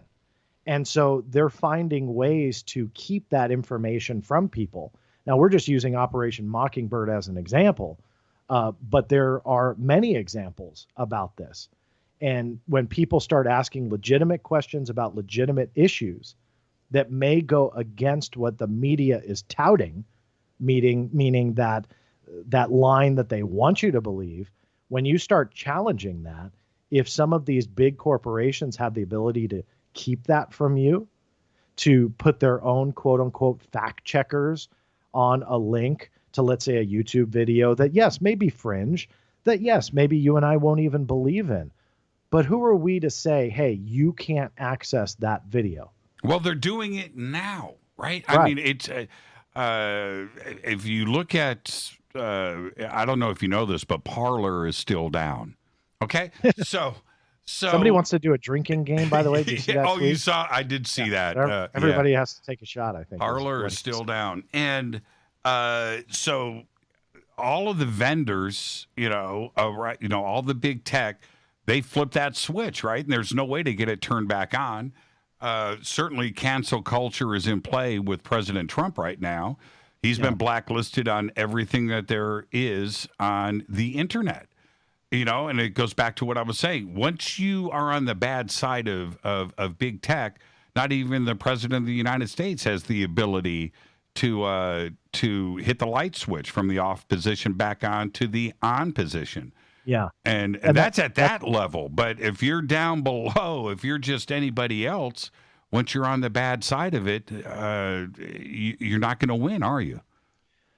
It doesn't look like it. As you just stated, the most powerful person in the world right now can't do anything to get their social media accounts back online and regain the ability to talk to their 88 million followers on Twitter, let alone followers everywhere else. Mm-hmm. And that is a very interesting aspect to this debate on whether or not you should do that. President Trump, it doesn't matter where your political loyalties lie. Take a step back from that for a minute. It doesn't matter if you feel he incited this riot. All of that is unfolding now. As it stands right now, we are a country that you are innocent until proven guilty. And this is such a polarizing issue. From the president on down to all these other people, they're just labeled as guilty. And so social media on networks that really I don't think he did anything on. I think you had mentioned Pinterest, that he was banned from Pinterest. I've heard that he's banned from Spotify. It's like, so he can't listen to music now. I mean, these types of actions are ridiculous, in my opinion. So the half of the general public, including the majority of social networking, has branded him guilty and has taken away his essentially right to communicate with his followers. Now, this is the legal, this is the lawyer. I'm not a lawyer, but I think I was a lawyer in a past life. The lawyer inside of me says that these corporations do have a right to pull his account. Their terms of service may allow them to do that in their legal verbiage. It's the whole no shoes, no shirt, no service kind of thing. If you don't want to serve them, then you don't have to. The other part of me says you just pulled the most powerful person on the planet out of your platform and blocked him from communicating with 88 million people. And no one can do anything about it. Nobody. And that is the scary thing. I mean, took away his Nickelback. Yeah. I mean, right. He's a huge Nickelback fan. You can't do that to somebody. Yeah. I mean, you're really getting into dangerous territory there. I'm just blown away by it. And the thing is, and the references to Black Mirror, I think are right there. But if it can happen to President Trump, then it can happen to anybody. And that's where we just need to step back. It doesn't matter what your issues are or what side of the aisle you are on. That's where we are today. And that's a lot of power. And I'm not so sure that when you look at a company like Stripe or a bank like Deutsche Bank or certainly Twitter and YouTube and Google and everything else that's in play here, including Amazon, where they don't care. It's not going, they don't feel that it affects them. And that is where we maybe have to look at the Sherman Antitrust Act. I don't know. Do we need to break these companies up somewhat? I worked for Bell Telephone when they were broken up. I did. And they made all the baby bells. You're too young to remember that. It was before you were born. But Bell Telephone was actually broken up. That's where we got Pacific Bell and Atlantic Bell and Bell South. Because it was just one big monopoly in the United States, and they broke it up, and nobody thought that was going to happen. Is that a possibility here? I don't know how you would break it up, but maybe we need to take a look at it where it's a monopoly, and there isn't another way to look at it, and that includes Amazon. This is an Amazon, Facebook, Google world that we live in right now, and it is. If it isn't a monopoly, I don't know where. How you can conclude another version of a monopoly. Yeah. I think the actions, again, I'm hoping people take a step back from their political beliefs here, but I think the actions here against President Trump will be debated for years to come. And I think, and I don't think it's going to be fixed tomorrow or this month or even this year, but the power that these social networks have at this point, whether you like it or not, they are infringing on that freedom of information. They are in the form of blocking people and in the form of utilizing their own fact checkers. Who's fact checking their fact checkers? Are they perfect? Are they AI robots who don't make mistakes? Who are them to tell you, Jimmy Church, don't look at this article because our fact checkers said it's false? Well, yeah, some of them can probably be labeled as false and it's crazy information. You stay away from it. But where do they draw the line? Why aren't they fact checking everybody? Why don't we see those types of warnings on Democrats and Republicans and independents alike? Why don't we have warnings on everybody? Why don't we just have fact checkers approve your posts before they go online? What is the line? You know, and again, some people laugh at that and go, well, you guys are being paranoid. That's not what this is all about. They're saying that the accounts that they purged were people that were in, you know, a violent sect of this movement, you know, the MAGA movement. And I'm sorry, when you look at your followers and they are going down by the thousands and you see that, they're obviously purging accounts. Are they all robots, what they call bots? Are they all violent people? How much collateral damage is there? I support getting rid of the people that advocate for violence and that are planning to do some idiotic move like storm the Capitol. Get them out of there. Find a way to charge them with whatever. But how much collateral damage goes along the way? And that, whether you like it or not, is infringing on your rights to, number one, freedom of essentially information. But number two, the freedom of speech, you know, and yes, you can argue that these are private companies and, you know, they can do whatever they want in their terms of service. And that's all fine. But the reality is they just blocked the president of the United States. Nobody could do anything about it. And Twitter is one of the top platforms for politicians and public officials to communicate with their constituents and their followers.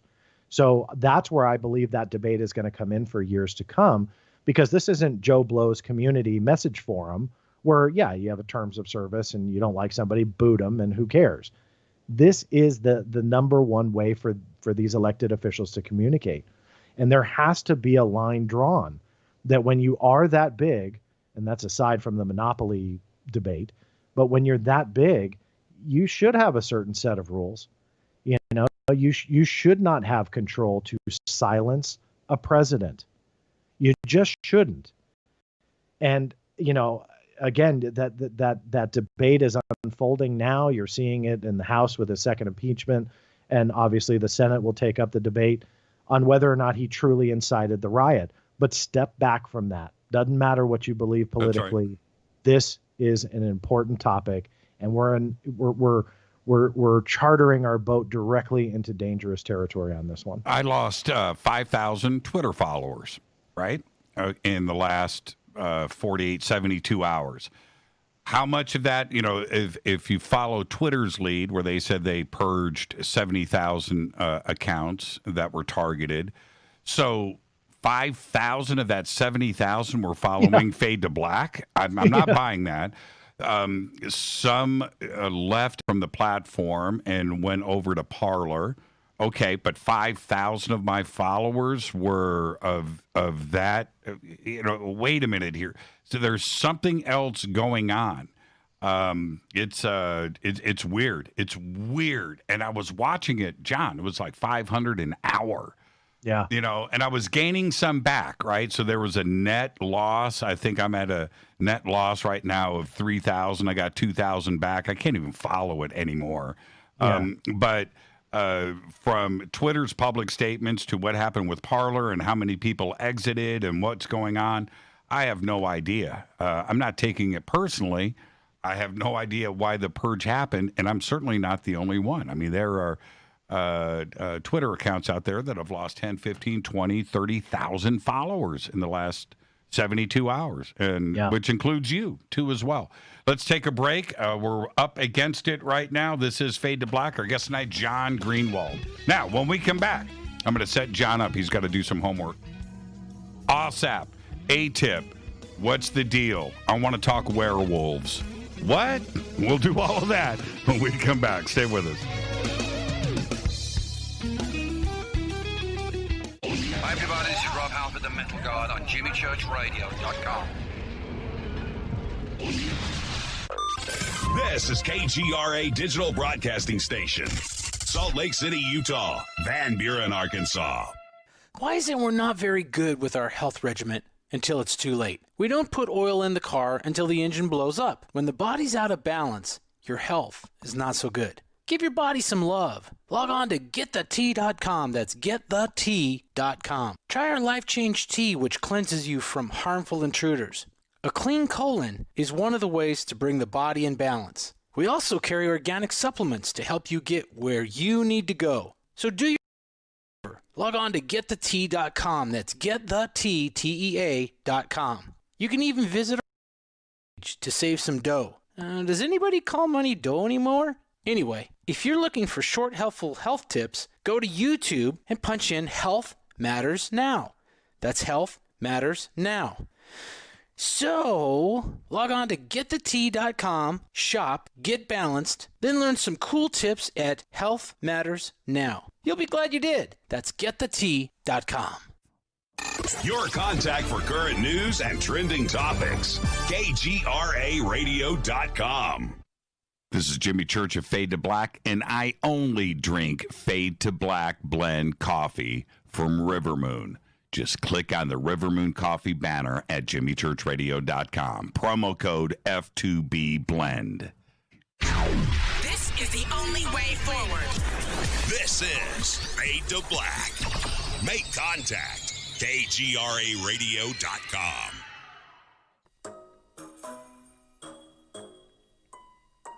When you're in the house for longer periods of time, you can see them flying or running across the floor. Ooh, yuck. They're unhealthy, gross, and disgusting. Bugs. I loathe bugs. We keep a clean home, but occasionally bugs show up. Well, I found something that is tougher than bugs. Orange Guard. On contact, it kills hidden bugs, including ants, roaches, and fleas. Plus, Orange Guard is a residual repellent. All of the ingredients of Orange Guard are on the FDA generally recognized as safe list. Orange Guard may be used around food, humans, and pets. It comes with a 30-day money-back guarantee. Orange Guard, available at orangeguard.com, Whole Foods, and Ace Hardware.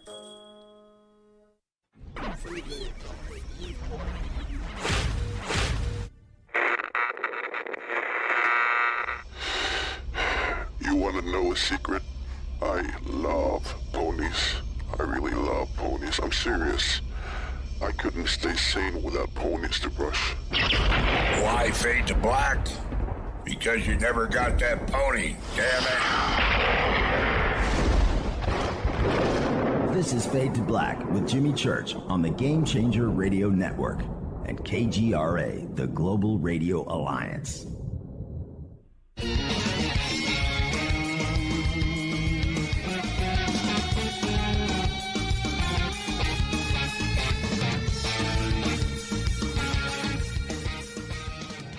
Welcome back. Fade to Black. I'm your host, Jimmy Church. I guess tonight, the one and only John Greenwald. You know, I got to say, out of the gate, oh, by the way, breaking news, just across the wire. Parler is still down. Parler is still down, folks. Is that, John, when you were on the show with me each time, I am able to just have a reasonable, sensible conversation. My mind flows. It's just wonderful to have you on the show. And I don't know if you heard my comments about being in the Silent Hill fog, you know, just in this weird netherworld over the last couple of weeks and this last weekend. And I feel like I've exited the fog, that the days are only going to get better from here on out. The last of the scheduled drama, you know, ended today, and the pummeling of the news. And coupled with that was the ability today to go and check out OSAP and ATIP and these comments that I was like, oh, it's such a relief. I'm able to go and do this. Now, for the audience that doesn't know what we're talking about here, and I bring up werewolves, and it sounded like a joke, but it's not, is it? No, it's not a joke. You're laughing. You're laughing. I am. This debate, for those who missed the article today, there was some hype and tease about an article coming out today breaking some leaked documents. It was teased yesterday, leaked documents about Skinwalker Ranch and OSAP and this, again, tie into this Pentagon UFO study. And this has reinforced, so to speak, a aspect of this debate that I see zero evidence of, and that is OSAP had investigated the paranormal, including, I've heard poltergeists, and the headline today in this story were werewolves. Werewolf. And so, for those that don't know, here's the official line of what OSAP was. It was a forward-looking program looking at advanced technology into the future of 40 years. That's the documented, verifiable aspect to what OSAP was. To give a very quick synopsis of how I look at certain things when I research them, I'm a very visual person. You want to connect the dots. Everybody knows that phrase. I literally try and do that in my head. We have a dot that says this is what OSAP was. Now we have this dot way the heck over onto the other side of the planet, it seems like, that people are claiming without evidence, at least none that we've seen anyway, that they investigated werewolves, poltergeists, UFOs, and all this stuff on Skinwalker Ranch. That provable dot of it looking at advanced aerospace technology into the future of 40 years, connect that dot to werewolves. How do you do that? You can't. And that's what I mean. Like, you need the evidence to bridge those two dots. And that's what I do when I look at and not just OSAP, but anything that I tackle with the Black Vault. You put those dots in your head and you connect them. And that's how you make a picture. And I just can't see it. I want to be proven wrong. If the CIA or the DIA or whomever, it would be technically the DIA.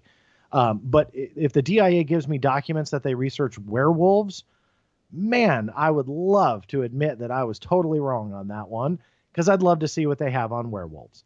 But until that happens, I just don't see it. And that was today's article where they talked about these leaked documents, and I'm reading through the article, and you get frustrated because they're talking about these documents, but they can't show them to you. And I don't want to just pick on that particular article or journalist. That happens a lot nowadays, where they write these articles, flashy headlines, but they can't tell you who told them, who told them what they're reporting, all anonymous sources, and they say they saw evidence, but they won't show you the evidence. I get so frustrated with that stuff.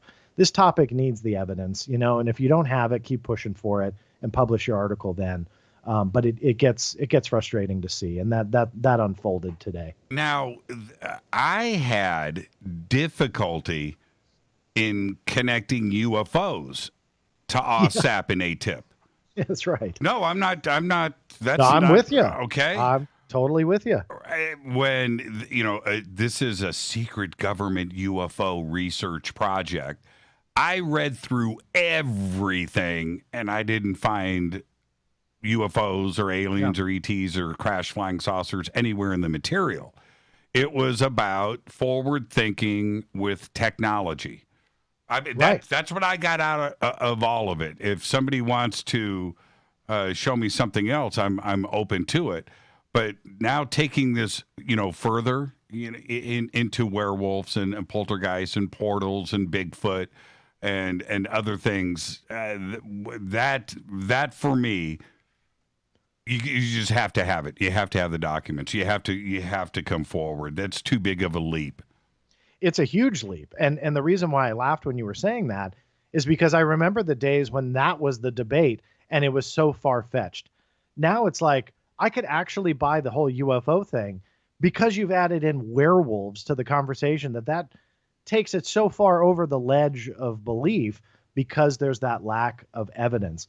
And that's what I think people are missing. If I am proven wrong, I want to be, because I want to know about werewolves. But until that happens, why aren't we pushing harder for actual evidence? Or why aren't we pushing harder against journalists who are publishing these types of articles, saying we saw a stack of documents, but we can't show you. And this all comes from person X, because we can't tell you who that is. In my opinion, that does not help the conversation. Well, okay. It doesn't. Okay. So now documents are released. OSAP was investigating werewolves. There were unpublished ATIP reports about Bigfoot coming out of portals. What does that do to the legitimacy of the program in general that was apparently government funded with millions of dollars, that they were investigating werewolves and Lon Chaney? I mean, right? Yeah. What does that do? Well, it's gonna create a lot of questions, and those questions are: how could a government agency ask corporations to bid on something, and then when they awarded the money, in this case $22 million, allowed them to do a total 180 on what they just bid on and go off and do something about werewolves? Now, if they had a bid proposal that said, we want you guys to research werewolves, we'll give you $22 million. Okay, come on, bid. Sure, that's fine. Even in a classified setting, that could happen. None of that is reality to what we see. And that is kind of the big question mark here, is how did we get to werewolves? One aspect to this debate I'm sorry. At this point it's laughable. And I hope let me say this to my haters who are going to run to Twitter in the next day and say Greenwald said this on Jimmy Church, and he's a big meanie. Let me say this. I want to be proven wrong. I will admit, if official documentation comes out from the DIA that they sponsored and advocated for research against werewolves, I will tweet it that I was 100% wrong. I'm with you. Here's really quickly why I stressed about the DIA document. In that every reference to werewolves or ghosts, poltergeists, all this other paranormal stuff from Skinwalker Ranch, all ties back to Bass. Now, for those who don't know, that's a subsidiary of Bigelow Aerospace, allegedly created for getting this OSAP contract. That is the private sector. So regardless of him getting the $22 million, for me, I want to know how much of that $22 million went to werewolf research. I want to know, because when you connect those dots, you then say, okay, well, we spent $1.4 million on werewolves. Okay, great. Who authorized that? Because I want to know who in the DIA said, you know what, in this program of forward-looking aerospace research, let's just go ahead and take a look at werewolves, because that will help the bottom line. No, of course not. But everything in a United States government contract is traceable. It just is. There's a big misconception out there that you can hide things in the private sector fully and have them go off the reservation entirely, and no one will bat an eye because they're not subject to the Freedom of Information Act. The only part of that that's true is they're not subject to the Freedom of Information Act. But you can't just go off the rails and start creating your own, programs. To put it simply, if you put out a bid for somebody to build a car, and you give that contract to Corporation X to build that car, and they turn around and research apple pies and then create the most amazing apple pie ever, that's not what you just purchased with taxpayer money. You can't do that. And if you do, who authorized going from a car to an apple pie? And that's what I want to know about werewolves. Who authorized it, and how did you get from the provable dot into a four-legged hairy creature? Right. I want to know. Look, you're going to have Susan Gough at the Pentagon going, have you guys seen this? Yeah. Greenwald wants us to Freedom of Information, werewolves and Bigelow. Those are the search words. Yeah. How do you tackle that? And you want to be taken serious. You want them to do the work for the document search. Yeah. Do you include werewolves in your search term? No, I there's a point where this part of this debate is getting so crazy to me that I will not even ask the Pentagon for them to address it. And the reason is you got you have nothing to support what people are saying OSAP was.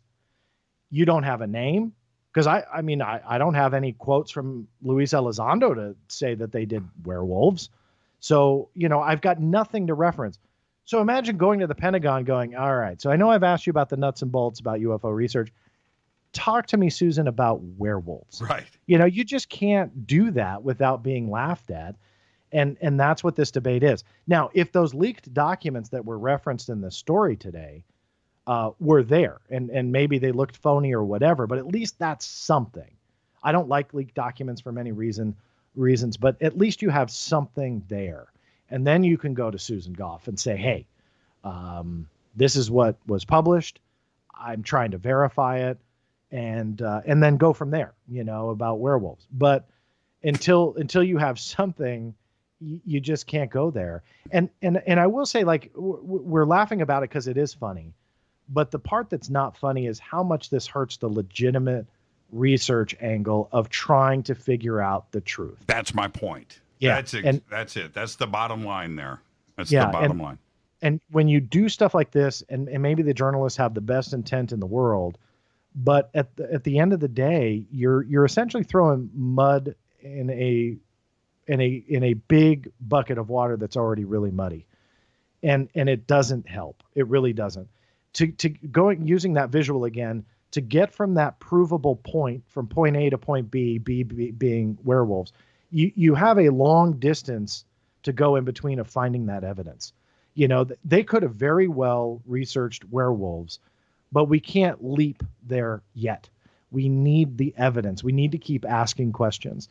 And that's why, using more of a general way to look at this, that's why I've kind of backed off of being so critical at this point about OSAP, ATIP, UFOs, paranormal, this and that, because I know that the documents will come out. The evidence will come out.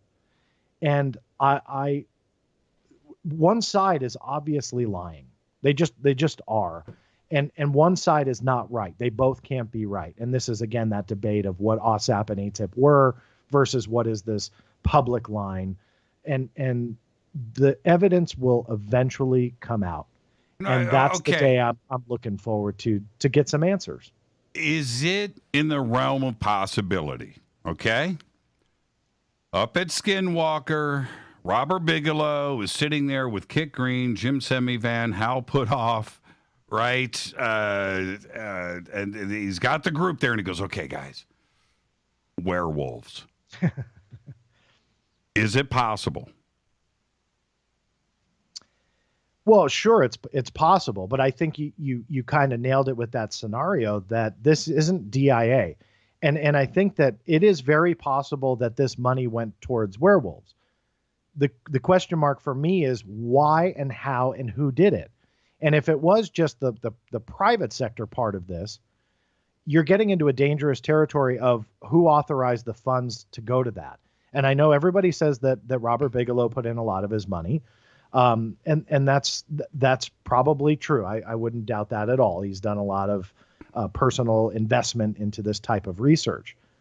If that is the case, though, we need to draw the line and separate what the DIA sanctioned and wanted and what was official versus what was unofficial. More the guys sitting around a campfire saying werewolves. Let's dump some money into that and see if we can get a werewolf hair that we can, test.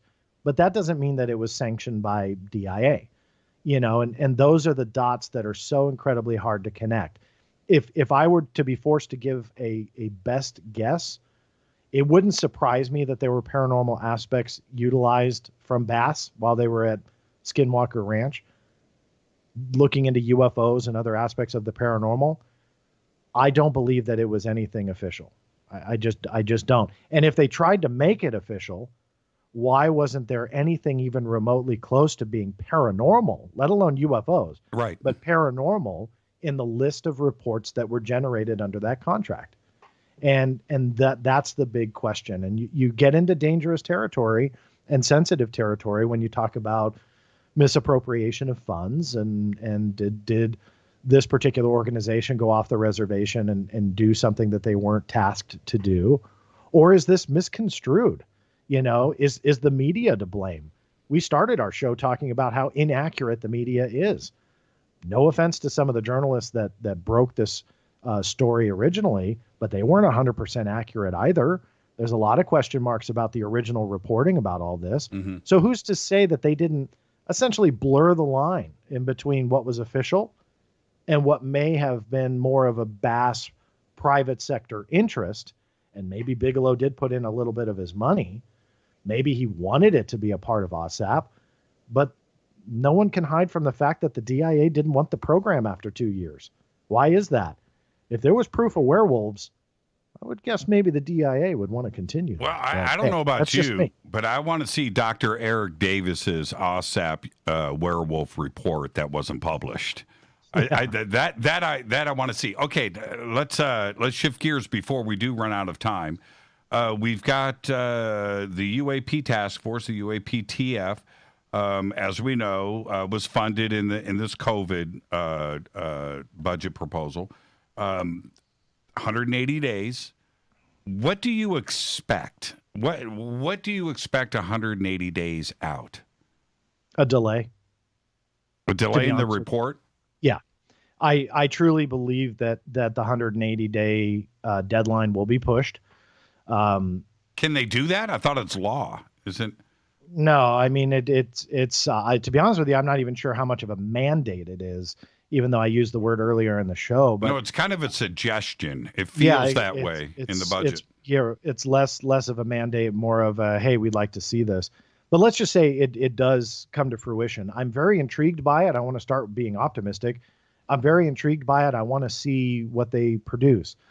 But let's get down to brass tacks here. It's created by the Office of the Director of National Intelligence, utilizing information from the Navy and Department of Defense and so on. The exact entities that are responsible for the cover-up. Like, do we really think that in 180 days they're going to go, all right, general public, UFOs are real, they're out there, and here's a section on werewolves? They're probably not going to do that. The reality is they have in the fine print, essentially, it's not technically fine print, but they are allowed to have a classified annex to the report. You caught that. I caught that. Yeah. I thought that was very interesting. Where they said, okay, this is for public release, but they are allowed to have a classified section not for public consumption in this report. And I'm here to tell you, away from UFOs, have gone after classified versions of reports on various topics. It's like pulling teeth to get them, but when you do, and you're lucky enough to get some of it unredacted, you see the major differences between a public report and a classified report.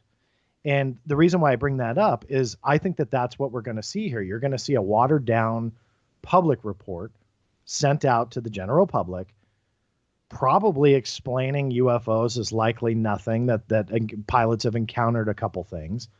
They'll probably stop after the 3 cases that we know of that they've officially acknowledged, which were the 2 on the Roosevelt, the 1 on the Nimitz. We'll probably see that in there. And essentially it'll be just kind of a Roswell report, case closed 2.0, that they're going to create this report for everybody, essentially explaining away UFOs. And then the classified annex will be internal, and that'll have more of the juicy stuff. That's what I think we're going to get. And even though I'm cautiously optimistic and I'm excited, I mean, I think that this is going to be very cool to see how it unfolds. I'm also a realist. And we're talking about a decades and decades upon decades cover-up that's provable, documented, that you can see that evidence. Now we're just all of a sudden saying, hey, we're going to trust what they put out. And for me, this is an unfolding of what happened in the late 1960s. With Gerald Ford prior to becoming president. And if you juxtapose that era with what's unfolding now, it's almost identical, where you had, congressional interest and a congressional push for answers from the DOD.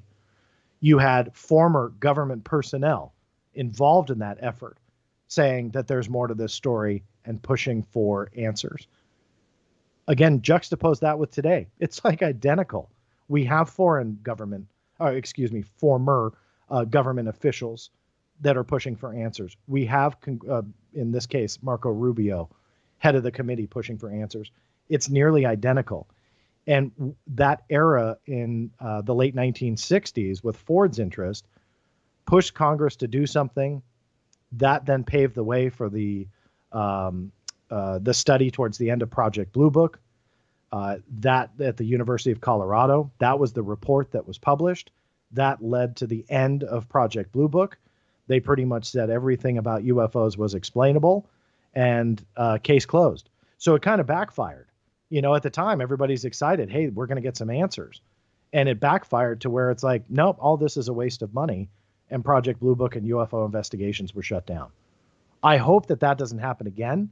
It's a big possibility that history will repeat itself. Well, we, not to kick a dead horse, but if you go back to December 2017, which I, others, yourself, the community, were calling the days of disclosure, right? That were, oh man, here we go. This is it. It's now 2021.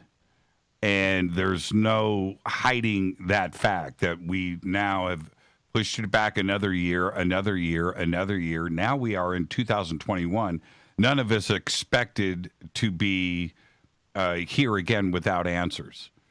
Are we going to push this back another year? Or are we still in the days of disclosure and we can expect something to bust out in 2021 that has nothing to do with the UAP task force? But we can start to push and get to actual disclosure. Or are we going to have to wait till 2022 and 23? Yeah, in fairness, I never really was on the disclosure bandwagon in December of 2017. I was very excited and intrigued initially, but then became, as we've already discussed, quite skeptical about what was going on just based on the evidence or lack thereof that started to come out. But I did think that maybe there was some stuff that was going to be revealed that would support my stance that the cover-up was ongoing and they continued a UFO interest. Here we are, though, in 2021. We have generally more questions than answers at this point. And at the end of the day, the Pentagon has essentially shut down people like me and all the people that are pushing from legal aspects, Freedom of Information Act or through the press office or whatever. They have shut down the information flow, that everything is going to be classified, right down to the message that the U.S. Navy sent out a couple years ago that I had uncovered that they actually finalized the message and sent it out. That had never been reported before. That message about pilots being mandated to report UAPs in itself was classified. So, and then they said anything when it comes to UAPs and the reports and the investigations would remain classified. The press office now has said we will no longer comment on, UAP related issues. It's an ongoing, essentially, investigation. There's no positive light to any of that. And that's why I think that this report that everybody's excited about, they have to do a total 180 on the precedent that they've set at this point of shutting everything down due to classification reasons. They need to do a 180 on that and go, oh, okay, we change our mind. We'll go ahead and tell the public everything. I don't see it. So cautiously optimistic. Yep, I wake up. I look forward to hearing what the government has to say. But I'm also a realist, and I think at the end of the day, they ain't going to tell us anything. We didn't get to. I know you got to get up early. You want to hang out for overtime? Do one more segment? Sure. I'll hang out, yeah. Yeah, okay. I left some other stuff on the table, so we'll deal with that when we come back. This is Fade to Black. I am your host, Jimmy Church. John Greenewald is our guest. You can follow, if there's anybody left on Twitter, you can follow John Greenewald on Twitter at BlackVaultCom. You can follow me on Twitter at JChurchRadio. More with John when we come back. It's time for overtime. Stay with us.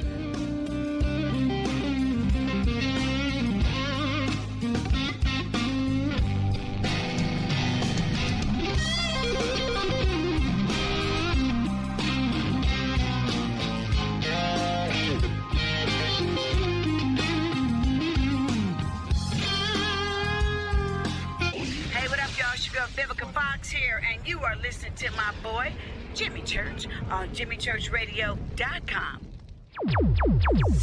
Despite popular opinion, reading a book will not make you smarter. But listening to Jimmy Church will. This is Jimmy Church of Fade to Black, and I take Life Change Tea supplements every single day. It's what I do. Click on their banner at JimmyChurchRadio.com. When you take the beans from Central America with dashes of Indonesian and African mixed in and then roast it to the dark side of Fade to Black, you create the ultimate brew of fringe. Introducing the Fade to Black blend from River Moon Coffee. Yes, River Moon's darkest customized roast was created for the love of Fade to Black. The alchemy of masterful roasting and smoking the beans is in every sip of this full-bodied, dark Java. I need my coffee dark, deep, with distinct bittersweet chocolate highlights, just like the bunker. Leaning further into the darkness of the roast is Fade to Black blend from River Moon Coffee. Just click on the banner at JimmyChurchRadio.com and use the promo code F2BBLEND for 15% off of your order today. Go Beckley Teppy. Hello, my name is Billy Carson, and I am a best-selling author and the founder of ForbiddenKnowledge.tv. Together with my team, we have built an all-new conscious streaming TV platform designed with every family member in mind. If you have ever wanted to travel the world and attend lectures and workshops from your favorite speakers but weren't able to, look no further.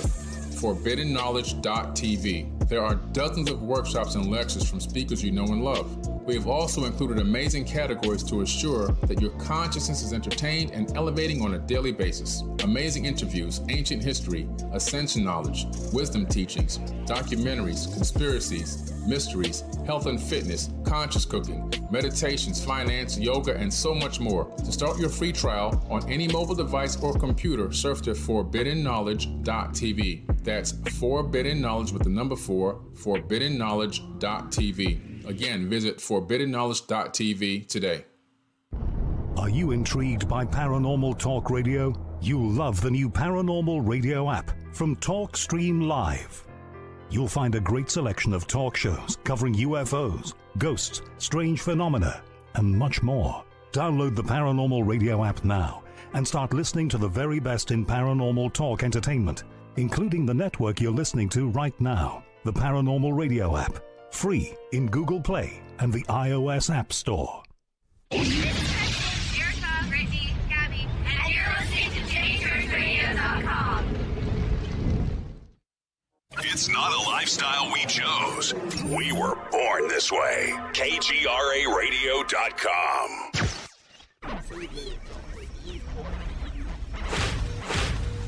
This is KJCR at JimmyChurchRadio.com.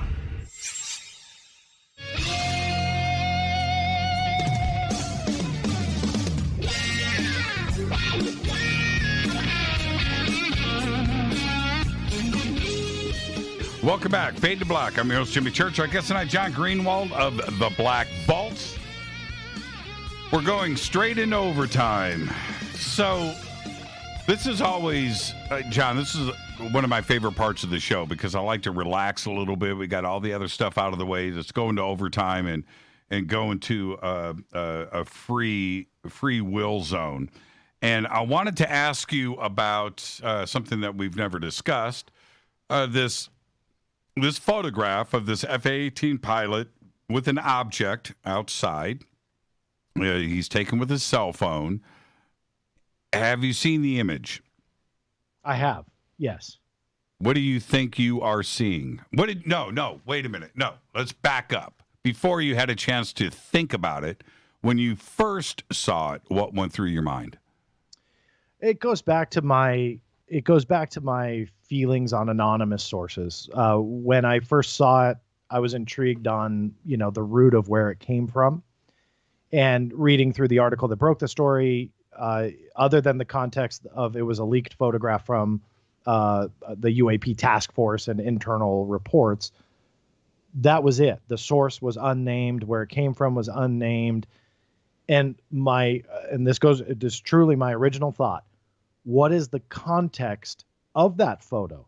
Let's assume for a moment that it legitimately came from some UAP task force internal document.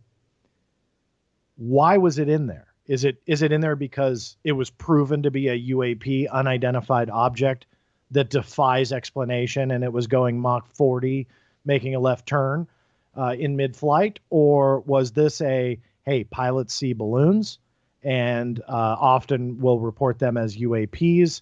Here is an example of such a case. That might be laughable to some people, but the context was key. That was my original thought.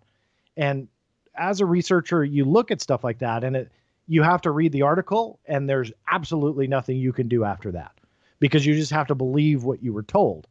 And again, that's my researcher hat talking.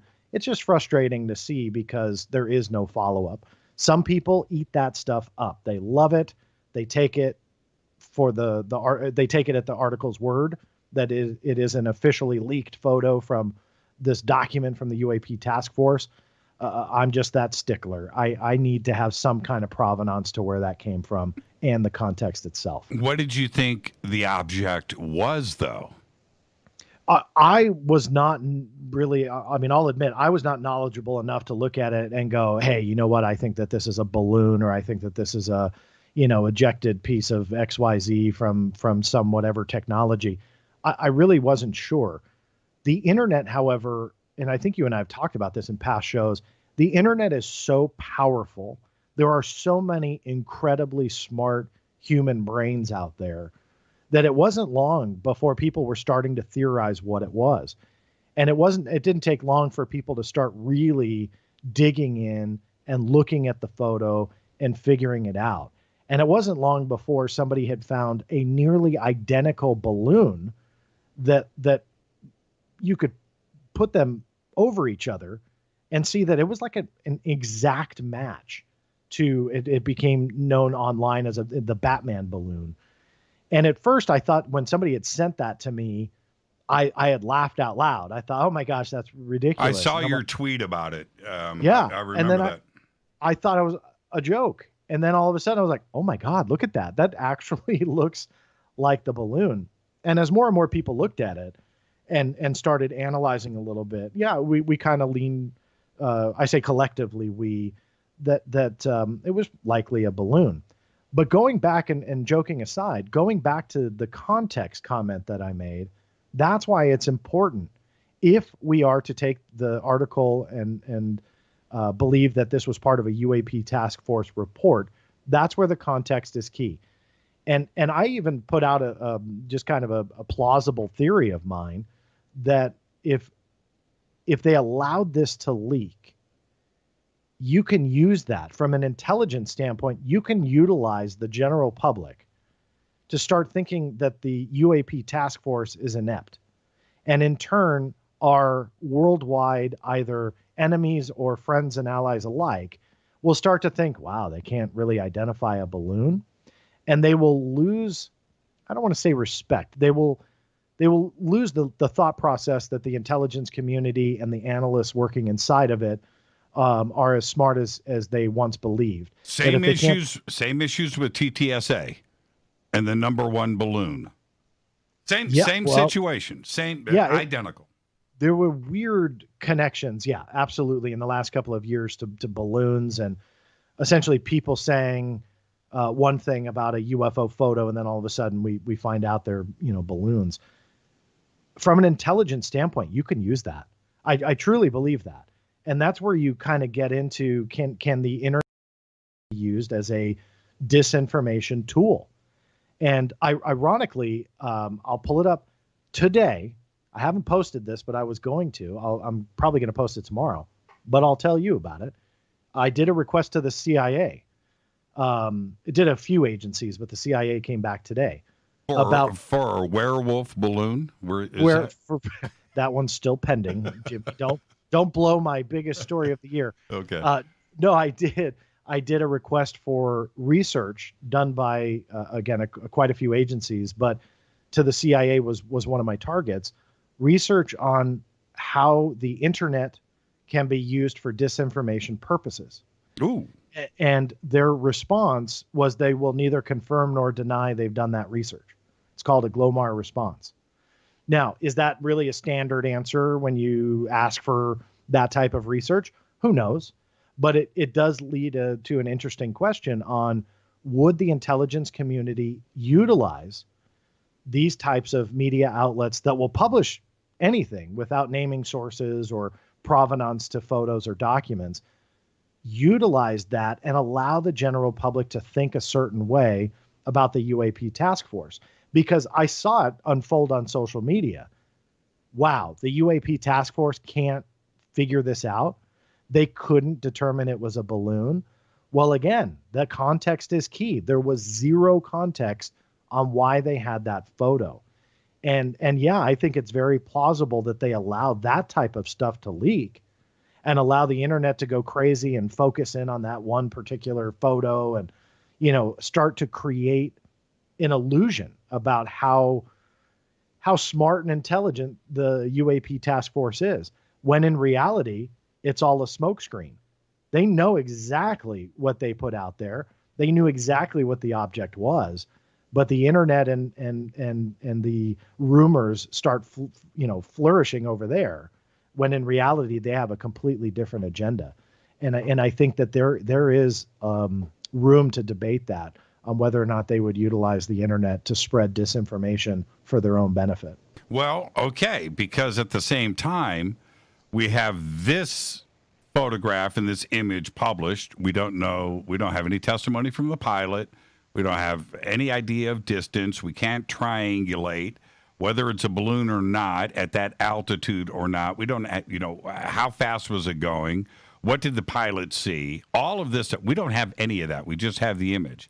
But at the same time, we've got this rumor about a second image that hasn't been released of a triangle UFO above the ocean with 3 lights on the bottom of it.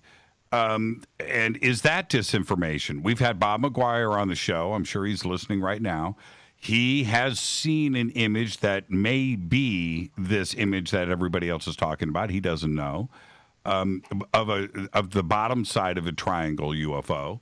Now, this goes back to your point about spreading disinfo out there and releasing that out onto the internet. Could this be a part of that? Absolutely. Because, I mean, that's an even more frustrating aspect to this story, where you now have nothing. Like, you don't even have the photo itself, but you have no provenance, no source, no context, no nothing. It's just hey, we believe that this photo exists. And yes, Bob may or may not have seen it. I don't know. I don't know enough about Bob. He seems like a very nice guy. I've talked to him quite a few times, and he's a very nice gentleman. But I don't, there's nothing I can say to say, oh yeah, if he said he saw it, he saw it. I don't know that. Yeah, we don't know if it's the same image. Or the same image, right. Right. So that's what's frustrating about that aspect of the story, because now it's like you have this most likely balloon picture floating around, pardon the pun, but now you've got that. And then they speculate that there's another photo, but that's all there is to that part of the story. Just the rumor that there's another photo. Will we see it tomorrow, next week, next month? Who knows? I really don't know. It won't surprise me if that leaks too. But if it does, I would venture to guess that it's probably you got to squint and turn your head 45-degree angle and potentially, stand on one foot to kind of understand exactly what you're looking at, because no UFO photo is essentially cut and dry. I mean, nothing that comes out is like, wow, that is definitely a physical craft, definitely not a balloon. It's never like that. You've always got 12,000 interpretations. Are we talking about a modern version of Mockingbird? Because you have just made this request with the CIA about what would be a modern version of Mockingbird, utilizing the internet for this instead of, paying assets around the country, right? Radio programming and news and journalists and newspapers. Well, you don't have to do that anymore. Your assets are the internet. Is that what we're actually talking about here? I believe that's a huge possibility, and utilizing the general public on the internet in these types of forums and debates and conversations costs absolutely nothing. Right. The only thing they got to do is let some stuff leak, put it out there. And what really interests me, and I did ask Luis Elizondo this question, is the official paperwork to get the gimbal, the FLIR, and the Go Fast videos reviewed. We've determined that they weren't reviewed for public release, but that, again, is a different show. But to get them reviewed for use inside the government, they were described as balloons, drones, and drones and UASs or unmanned aviation systems, or another fancy way for drones. Why is that?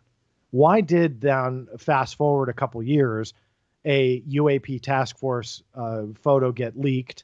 It goes out there. The most likely explanation is it's a balloon. Why is there that connection? Why did internally these videos get described as a balloon and a drone? Fast forward, now a completely unrelated photo claimed to be a UAP gets leaked out, and the most likely explanation is it's a balloon. Why do we see that? Now, I want to quickly say what Luis Elizondo had told me.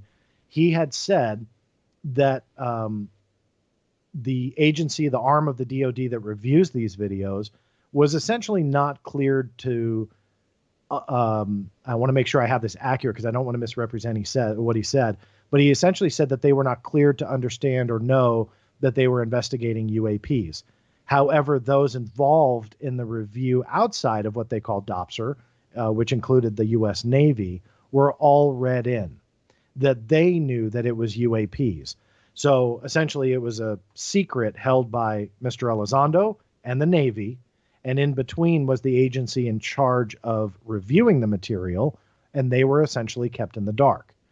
Now, my argument against that was DOPSR was cleared at the highest top secret level, and I can prove that, meaning they are able to see top secret information in order to review it for internal use or public release or whatever, but they are cleared at that level. So why were they, quote unquote, not cleared to see UAPs?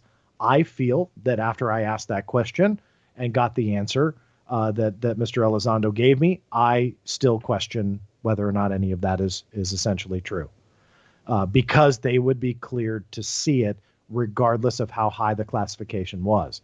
So I'm not here to say that I am an expert on all things secret within the Pentagon. It just doesn't seem right to me that you would keep that arm in the dark because people around you are, quote unquote, read in. From what I have seen, this was not that highly classified. Senator Harry Reid himself said 80% of it was unclassified. That's not this uber top secret topic that you have to keep a certain arm of the DoD in the dark about. So that's a very confusing aspect of it. But again, it goes full circle with the balloons, where internal documentation as connected to UAP videos are described as balloons. Then you've got a photo that leaks out wherein the most likely explanation, it is a balloon. Is this a purposely led operation to mislead and feed disinfo out there? Sounds conspiratorial, but it makes sense if that's what's going on. Do you believe that there are the documents and the videos that nobody gives a crap about? Like the 3 videos that were released. They're not even concerned about that. When you're doing an FOIA request, they are looking at documents that they have access to. Whether you see them or not, that's another matter altogether. But there's a whole nother side of this where they don't have access to any of those documents. It's not about being top secret. It's just not even in the building. It's not there for them to see. It's not there for them to declassify or classify because they don't have access to them at all. Is that ultimately what we're dealing with? Are you talking about like the Freedom of Information Act exactly. officers? Well, like these videos, right? Yeah. Okay. Do they really even give a crap about those videos? Well, or any of the documents that are released. I mean, that. Yeah. You know what I mean? I do. Yeah. And it's an interesting question. I can tell you there's a couple of different ways to look at it. The way I look at it is if they are just not having access to it, they are in defiance of what the true Freedom of Information Act is, which is Chapter 5, United States Code, Section 552. They are mandated to search their entire holdings for documents X, Y, and Z that you requested. That's the law. Whether or not they do it, that's a whole different debate. Right. Going to your question, though, do they have access to everything? Well, per the law, they should. They should be able to access at least a portion of it to understand if there's responsive material. Then they may have to escalate it to somebody who's cleared to see it. So the NSA is a prime example. I've gone after some highly classified program systems that probably every FOIA officer wouldn't be cleared to see. But they do get tagged on documents existing, and then it has to be routed to a higher command that is cleared to see it and review that information. Once it's reviewed and approved, goes back to the FOIA officer. That FOIA officer then finishes the case, sends it to me. So there's a process with that. I always like to think that they follow the law and those processes that take place and unfold are perfect. I know they're not, but I try and think that way just to be a little bit more positive. In something like ATIP, though, I keep going back to Harry Reid's statement that it's 80% unclassified. That means that this information should be readily and even easily available to any FOIA officer. And it seems like a lot of this stuff is elusive. Is that because they are trying to shield and hide the general public from the truth? Right. Or is it because they just, like you said, they just don't care? That this was a program that really wasn't a program, that it really wasn't meant to be UFO research, that this was done on, a couple people's free time. There's a lot of different ways to look at it. And some people cringe when you start thinking that way, but that's the reality of it, that there's a lot to this that we just haven't been made aware of. And again, I go back to the fact that Luis Elizondo himself said that there's a lot more to this that has not been revealed yet. Can you FOIA Senate hearings? No, all of that stuff's out of. You can't do it. Yeah. And I'm asking because of, Dr. Eric Davis and that quote that he did in the last article from the New York Times, where he says he briefed the Senate about us having crashed flying saucers in our possession. Yeah. There's no way to chase that down. No, and mainly because I don't believe that aspect to the New York Times' story.